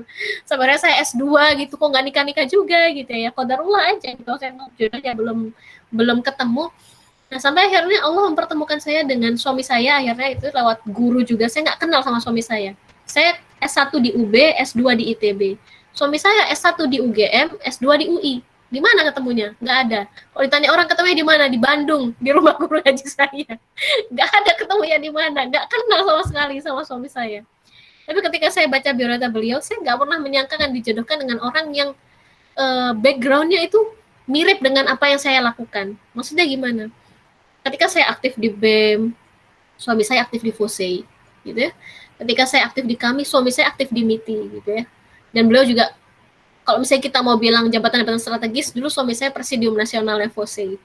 Kemudian beliau wakil ketuanya MITI, gitu ya. Jadi saya nggak pernah expect punya suami dengan jabatan-jabatan kayak gitu, nggak pernah. Dan dulu juga ketika teman-teman ya sesama aktivis dakwah, apalagi misalnya kita pernah jadi aktivis yang di level-level atas gitu ya amanahnya. Kadang orang suka bilang, siapa nanti yang mau jadi suaminya gitu ya. Siapa yang bisa menyaingi kekritisan Ukti Ita gitu misalnya, kalau gitu dulu kayak gitu ya misalnya. Siapa yang bisa melawan debatnya gitu. Saya dulu di kebijakan publik ya, kerjaannya jadi korwat korlap ahwat gitu ya, yang kerjaannya tuh kalau di jalan tuh ngerapiin barisan ahwat, teriak-teriak ke sana kemari gitu ya. Negur-negurin. Kalau di daurah saya tuh bagian komisi disiplin gitu kan, bagian ujian buku gitu-gitu. Kerjaan saya tuh kerjaannya nggak enak image-nya itu ya, image-nya tuh galak-galak gitulah dulu itu. Siapa yang mau punya istri kayak gitu kan. Nah tapi ya Allah itu maha baik gitu. Allah tuh nggak mungkin membiarkan kita yang berusaha untuk jadi pribadi yang lebih baik terus nggak dikasih sesuatu yang baik, nggak mungkin gitu. Kalau kita tulus kepada Allah, Allah tuh lebih tulus kepada kita. Ya gitu, saya ketika baca CV suami saya gitu ya saya nggak nyangka aja gitu. Jadi saya banyak bersyukur ketika wah saya ketemu orang yang juga gigih gitu ya, gigih juga di hidupnya gitu ya, gigih juga ketika dia mempersiapkan menuju pernikahan. Jadi ketika sudah nikah kemudian kita ngobrolin banyak hal, ternyata kita sama-sama mempersiapkan hal ini gitu. Ya walaupun ujiannya kalau serumah dengan sama aktivis itu ya harus kuat juga, kuat diskusinya gitu ya. Sama-sama pernah jadi leader gitu ya di luar, ya harus kuat juga kalau misalnya di rumah tuh sama-sama misalnya punya perbedaan pendapat gitu, harus bisa saling ngehandle gitu ya, ego masing-masing dan seterusnya. Kayak gitu, itu yang saya lakukan sebelum menikah. Mempersiapkan segala hal, mempersiapkan ibu saya juga menerima calon pasangan seperti apa. Nah, banyak yang orang ingin menikah hanya mempersiapkan dirinya, nggak mempersiapkan keluarganya, sehingga ketika dia punya calon, ke keluarganya tuh nggak mulus gitu ya, nggak mulus, keluarganya nggak siap, orang tuanya nggak suka gitu ya. Kenapa kamu nikah dengan cara ta'aruf gitu ya, kenapa calonnya kayak gitu, kok belum bekerja dan seterusnya, misalnya kayak gitu ya. Walaupun saya tidak mengalami hal itu gitu ya. Karena apa, kalau saya tinggal ibu ya, bapak tidak ada. Saya obrolan tentang pernikahan dengan ibu itu bertahun-tahun sebelum menikah. Saya tanya, ibu itu pengen punya suami kayak apa? Menurut ibu suami laki-laki apa yang bisa jadi suami Ita gitu ya? Pengen menantu yang profesinya apa? Itu saya klarifikasi dulu. Baru saya masukkan apa yang saya inginkan. Gitu. Misalnya orang tua pengen profesi tertentu, baru saya bawa ke tengah. Profesi apapun tuh nggak masalah Bu, gitu. Tapi yang penting adalah bertanggung jawab. Nggak ada gunanya kan profesi bagus ini itu, tapi kalau misalnya lalai sama keluarganya gitu. Jadi kasih contoh keluarga-keluarga yang bagus-bagus gitu. Jadi kemudian jadi orang tua kita punya bayangan gitu ya, kayak gimana sih sebetulnya kita itu. Kemudian kita tuh sering pengen nikah, tapi tidak memperlihatkan kesiapan kemandirian di depan orang tua.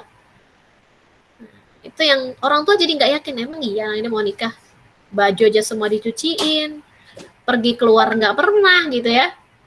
Nah saya alhamdulillah waktu itu, jadi panjang nih ngobrolnya, saya alhamdulillah ketika tadi ya, karena saya kegiatan aktivismenya udah dari kecil, dari saya SMP itu saya biasa kemah gitu ya sama teman-teman, karena saya PMR pramuka itu kan kayak koin gitu, nggak pernah terpisahkan. Saya biasa kemah gitu ya, kemudian waktu SMP saya pernah jadi perwakilan sekolah di acara se-Jawa Timur gitu. Kemudian saat SMA, karena saya masuk ke tim semacam ESQ sekolah gitulah, saya jadi tim bersama ini ya, bersama apa namanya, Polres gitu ya, bersama BNK, Badan Narkotika Kabupaten, keliling ke sekolah-sekolah, edukasi soal apa namanya, narkotika dan segala macam itu, dan ESQ gitu. Jadi ibu saya itu dari saya SMA terbiasa melihat saya pulang malam gitu, diantar bapak-bapak polisi gitu, karena habis misi di sekolah mana misalnya gitu. Ketika saya kuliah, saya pergi kemana-mana, namanya aktivis BEM, pergi kemana-mana, ke kota mana-mana gitu ya. Sampai terakhir ketika saya baru lulus kuliah tuh, saya pernah riset arsitektur di tempat yang sangat terpencil, gitu, sendirian lagi. Dan it's okay, gak apa-apa. Ketika saya kuliah, saya ketemu teman-teman ASEAN tadi itu ya, jadi saya pergi ke luar negeri sendirian gitu ya, kayak gitu. Jadi ibu saya melihat ya anak ini sudah siap gitu ya. Kalau ibu saya tuh ngelihat dari dulu tuh, ibu saya suka bilang kalau soal kemandirian, DITA, ibu saya menganggapnya DITA itu sudah sangat mandiri gitu ya, seperti itu. Sampai ketika saya kuliah S2, ibu saya tuh nggak pernah nanya saya kuliahnya gimana. Ibu saya tuh selalu nanya kapan kuliahnya selesai dan kapan nikah, gitu aja pertanyaan ibu saya itu. Jadi pertanyaan yang cukup bikin saya pusing kalau naik angkot gitu ya, dari kosan menuju kampus ITB gitu. Iya Bu, didoain aja gitu, doain aja gitu, dan seterusnya gitu. Jadi ya akhirnya Allah menjawab doa ibu saya gitu ya, ketika saya mau lulus kuliah terus ketemu suami gitu Mbak. Ini saya jadi curhat malahan ya. Gitu, dan alhamdulillah ibu saya sempat melihat saya menikah gitu ya, karena qadarullah sebulan setelah saya menikah ibu saya wafat gitu. Jadi kalau keluarga kami melihat ya kayak adik ibu saya sih sebetulnya yang menangkap, jangan-jangan Mbak ini mau nggak ada nih gitu setelah menikahkan anak-anak, karena tinggal dua kan, kakak saya dan saya.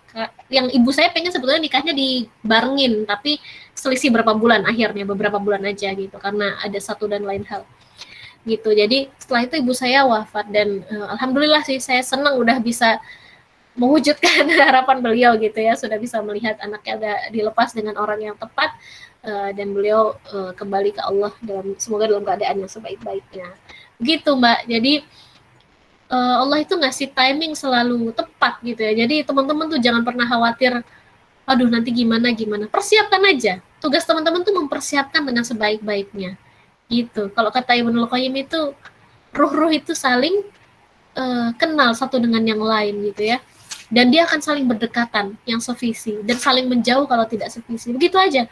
Kalau teman-teman punya kesempatan ta'aruf sama seseorang, gagal, ya nggak apa-apa, emang nggak cocok gitu. Nggak usah dipikir jauh, jangan saya jelek, atau saya ini, saya itu, nggak usah. Ya emang nggak cocok gitu.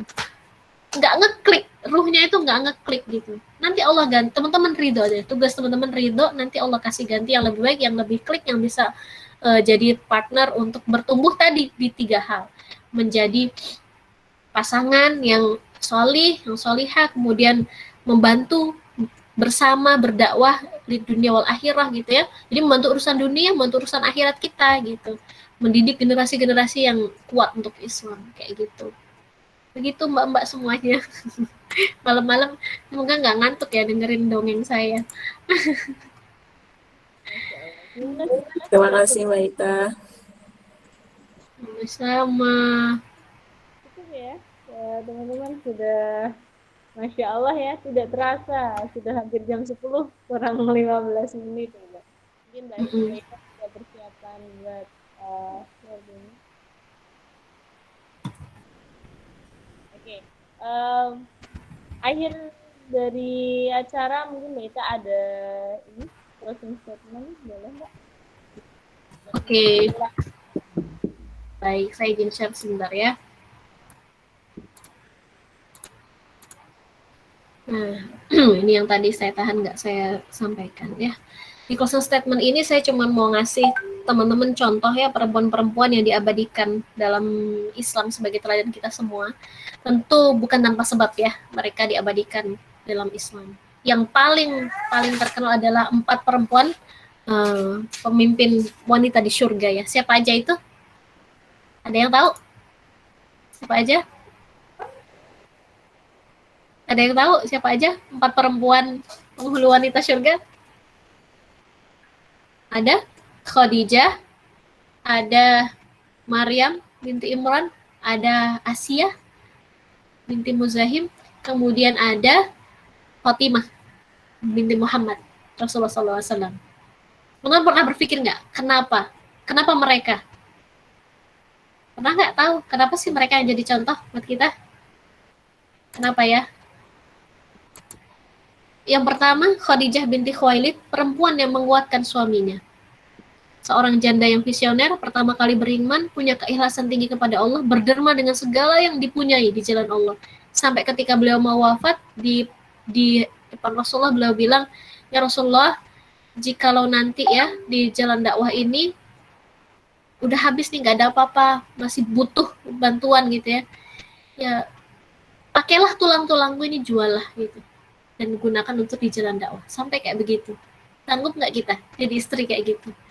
Perempuan yang menguatkan suaminya. Namanya Khadijah binti Khuwailid.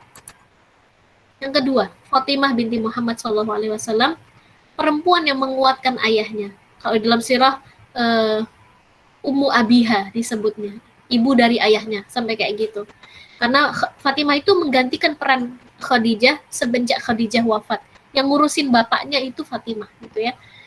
Makanya Fatimah itu disayangi betul sama Rasulullah. Setiap kali Fatimah datang, Rasulullah tuh berdiri menyambut Fatimah, gitu ya. Dan sebaliknya, ketika Rasulullah datang, Fatimah juga berdiri. Sangat saling tektok gitu ya, benar-benar tektok banget gitu. Patuh dan taat kepada ayahnya, membela ayah ada di saat-saat sulit. Kita mungkin ingat banget Fatimah kecil ya, bersihin ayahnya dari kotoran unta ketika sujud di depan Ka'bah, digelontorin kotoran unta, dibersihin sambil nangis, sambil marah banget ke orang-orang Quraisy gitu ya. Kuat banget Fatimah itu ya. Ridho kepada keadaan yang ditandaikan baginya. Ridho ketika punya suami Ali bin Abi Thalib yang terbatas ya, maharnya sederhana Ali itu ya, maharnya baju besi. Kemudian nggak punya pembantu gitu ya. Ali bilang, mintalah sama bapakmu lah pembantu itu. Ketika Fatimah ke Rasulullah SAW, kata Rasulullah, Rasulullah nggak ngasih pembantu. Bisa aja kan ngasih gitu ya. Ada sahabiah yang ada pembantu namanya Asma binti Abu Bakar tuh punya pembantu. Aisyah juga punya pembantu kalau tidak salah ya. Tapi Fatimah sama Rasulullah nggak dijawab, nggak usah punya pembantu, nggak gitu. Yang lebih baik, aku mau kasih kamu yang lebih baik, yaitu zikir. Zikir 33 kali itu namanya dinamakan zikir Fatimiyah. Subhanallah walhamdulillah wa ilahullah akbar itu ya. Jadi itu Rasulullah ngasih ganti itu yang lebih baik daripada tadi yang diminta gitu. Dan itu yang dipilih sama Fatimah. Sulit gak? Sulit gitu ya. Sulit mengerjakan semuanya sendiri. Ali, Fatimah tuh mengerjakan semuanya sendiri sampai tangannya pecah-pecah dan seterusnya gitu. Tapi itu yang dipilih gitu ya. Itu yang jalan kemuliaan yang dipilih. Bukan berarti kalau punya pembantu nggak mulia ya. Mulia juga. Tapi jalan keridhaan yang dipilih Fatimah itu jalan yang diajarin sama bapaknya gitu ya. Kemudian perempuan yang menguatkan anaknya, Maryam binti Imran, nggak punya bapak ya. Nabi Isa itu tidak punya bapak, pokoknya ibu saja. Kemanapun Nabi Isa pergi, ibunya ikut, gitu ya. Sangat menjaga kesucian. Perempuan yang paling suci sampai dimention dalam Quran. Satu-satunya perempuan yang dimention dalam Quran cuman Maryam, gitu ya. Kemudian sabar dan tangguh dalam menghadapi berbagai ujian dan celaan ya.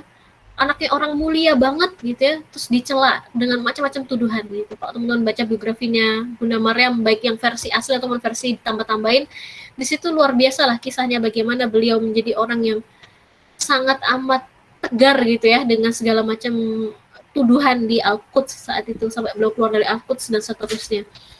Dan mensupport penuh dakwah anaknya gitu ya. Beliau ngikutin Nabi Isa kemanapun berdakwah. Bajunya Nabi Isa semuanya dijahit oleh Bunda Maryam sendiri, sampai kayak gitu. Kemudian Bunda Maryam itu kok dikasih orang ke rumahnya, dibalikin lagi ke orang. Jadi nggak pernah nyimpen buat dirinya, gitu sampai kayak gitu. Ya, kemudian yang terakhir adalah Asia binti Muzahim, atau Muzahim, perempuan yang menguatkan masyarakatnya. Ya, istrinya Fir'aun, raja Mesir. Suaminya orang yang paling bandel ya di hadapan Allah sampai diabadikan dalam Quran. Bisa nggak kayak gitu? Kemudian begitu kuat keyakinannya kepada Allah dalam keadaan yang sangat sulit kayak gitu ya, tidak tergiur harta, kemewahan, gitu, lemah lembut, sabar. Coba kalau Bunda Asia nggak kayak gitu, mungkin nggak Nabi Musa itu aman-aman aja? Nggak mungkin, ya, nggak mungkin. Dan teman-teman bisa belajar dari 4 perempuan ini. Di posisi apapun ya teman-teman semuanya berada, teman-teman itu mungkin mulia. Bisa menjadi perempuan yang mulia. Walaupun kondisinya bisa jadi nggak ideal. Ya, teman-teman menikah ataupun tidak menikah, teman-teman bisa mulia. Teman-teman sebagai seorang anak ataupun seorang istri, teman-teman bisa mulia. Teman-teman jadi ibu atau tidak jadi ibu, teman-teman mulia. Teman-teman punya suami yang soleh ataupun tidak soleh, teman-teman tetap bisa mulia, tetap bisa masuk surganya Allah. Gitu. Jadi sebetulnya menjadi pribadi yang seperti apa itu tergantung diri kita sendiri. Nggak bergantung sama orang lain. Iya, pasangan kita membantu kita. Ya, kita juga bantu pasangan. Tapi pertanggungjawabannya masing-masing kepada Allah. Gitu ya. Jadi jangan pernah jadi alasan, saya masih kayak gini, masih kayak gitu. Nanti teman-teman nyesel kalau momennya udah lewat. Gitu ya. Nyesel nanti teman-teman. Masih banyak teladan yang lain gitu ya. Dalam Islam ada namanya Hajar ya, Hajar istri Nabi Ibrahim, punya keimanan yang kuat sekali kepada Allah. Saya membahas ini satu materi sendiri gitu ya, tentang bagaimana keluarga Ibrahim. Teman-teman bisa kepoin di YouTube-nya Bright Talk karena nggak mungkin saya sampaikan di sini. Kemudian sosok LDM ya, long distance marriage, yang berhasil mengenalkan sosok ayah kepada anaknya. Itu nggak gampang, berkarya dalam senyap tanpa pujian manusia. Coba bayangin aja, ada kota yang sangat terkenal di dunia hari ini gitu ya, yang dijamin Makkah dan Madinah itu kota paling bersih, paling itu dapat penghargaan lah di tingkat dunia gitu ya. Tapi gak ada orang yang tahu gitu ya, kota itu tuh tumbuh gara-gara siapa? Gara-gara Bunda Hajar yang gak pernah di-mention namanya. Bunda Hajar seorang bersama bayinya yang ditinggal di tanah yang tandus, yang bertahan, kemudian ngumpulin zam-zam dengan tangannya, menerima suku Jurhum di situ, dan seterusnya sampai Makkah menjadi seperti ini. Tapi nggak butuh disebut orang. Tapi apa yang amal jariahnya Bunda Hajar sampai hari ini ila yaumil kiamah, selama Makkah itu masih ada, ya sebesar itulah amal jariah Bunda Hajar. Nggak sepele kan? Kadang kita jadi muslimah pengen nyari label, pengen nyari ini kelihatan, jadi istri ketika anak dipuji pengen dong ibunya yang dipuji gitu kan, misalnya gitu kita lupa gitu, ada perempuan yang nggak pernah disebut tapi mulia banget di hadapan Allah, namanya Hajar gitu ya. Kemudian ada Aisyah ya, Aisyah ini cerdas banget, nggak punya anak tapi cerdas banget, menggunakan kecerdasannya untuk memahami berbagai macam ilmu di Islam gitu ya. Sosok pencemburu memang, tapi nggak sekedar pencemburu. Makanya kita janganlah ikutin lagu Aisyah yang begitu-begitu itu ya, karena itu nggak mewakili pribadi Aisyah gitu. Karena Bunda Aisyah itu keutamaannya banyak sekali, menahan diri dari fitnah. Ini panjang kalau saya ceritain. Kemudian ada sahabiah lain, Ummu Sulaim ya, dengan kebijaksanaannya ya. Kemudian Ummu Salamah, kesetiaan untuk suaminya gitu ya, Khansa, Sofia binti Abdul Muthalib, ibunya Zubair bin Awam gitu, punya standar tinggi dalam mendidik anaknya dan sebagainya gitu ya. Nah setelah kita tahu kayak gitu, kira-kira tergambar nggak teman-teman apa yang mesti kita didikan buat diri kita setelah membaca kisah-kisah itu gitu ya. Semoga Allah mampukan kita meneladani para ibu-ibu luar biasa gitu ya. Silahkan buka kembali sirah sahabiahnya, buka kembali buku-buku yang berbicara tentang ibu-ibu hebat ya di masa lampau, sebelum mereka ngerti teori parenting macam apapun gitu ya. Mereka itu menjalankan dengan sesungguh-sungguhnya peran yang Allah kasih. Itu dulu, baru kita bicara yang lain. Bukan berarti teori parenting nggak penting, penting juga. Tapi kalau itu nggak beres, yang basic nggak beres, teori parenting menjadi tidak berguna. Ya, agar kita tahu betul harusnya kita seperti apa standarnya. Jazakumullahu khairan katsiran. Jazakumullah khairan katsiran Mbak Ita yang sudah menyampaikan materi yang sangat luar biasa gitu. Semoga kita bisa mengambil pelajaran dari malam ini yang malam yang panjang tapi terasa singkat sekali gitu ya. Oke teman-teman, sebelum saya tutup ini ada informasi untuk teman-teman yang berminat mengikuti kajian dan life skill women series bisa bergabung di chat ini sudah ada ya link untuk bergabungnya. Oke. Baik, itu adalah rangkaian kita pada malam hari ini. Semoga bisa berlanjut lagi dengan tema-tema yang berbeda gitu ya. untuk penguatan kita sebagai seorang wanita. Baik teman-teman, kita tutup ya dengan hamdalah dan doa kafaratul majlis. Alhamdulillah. Alhamdulillahirrahmanirrahim. Alhamdulillah.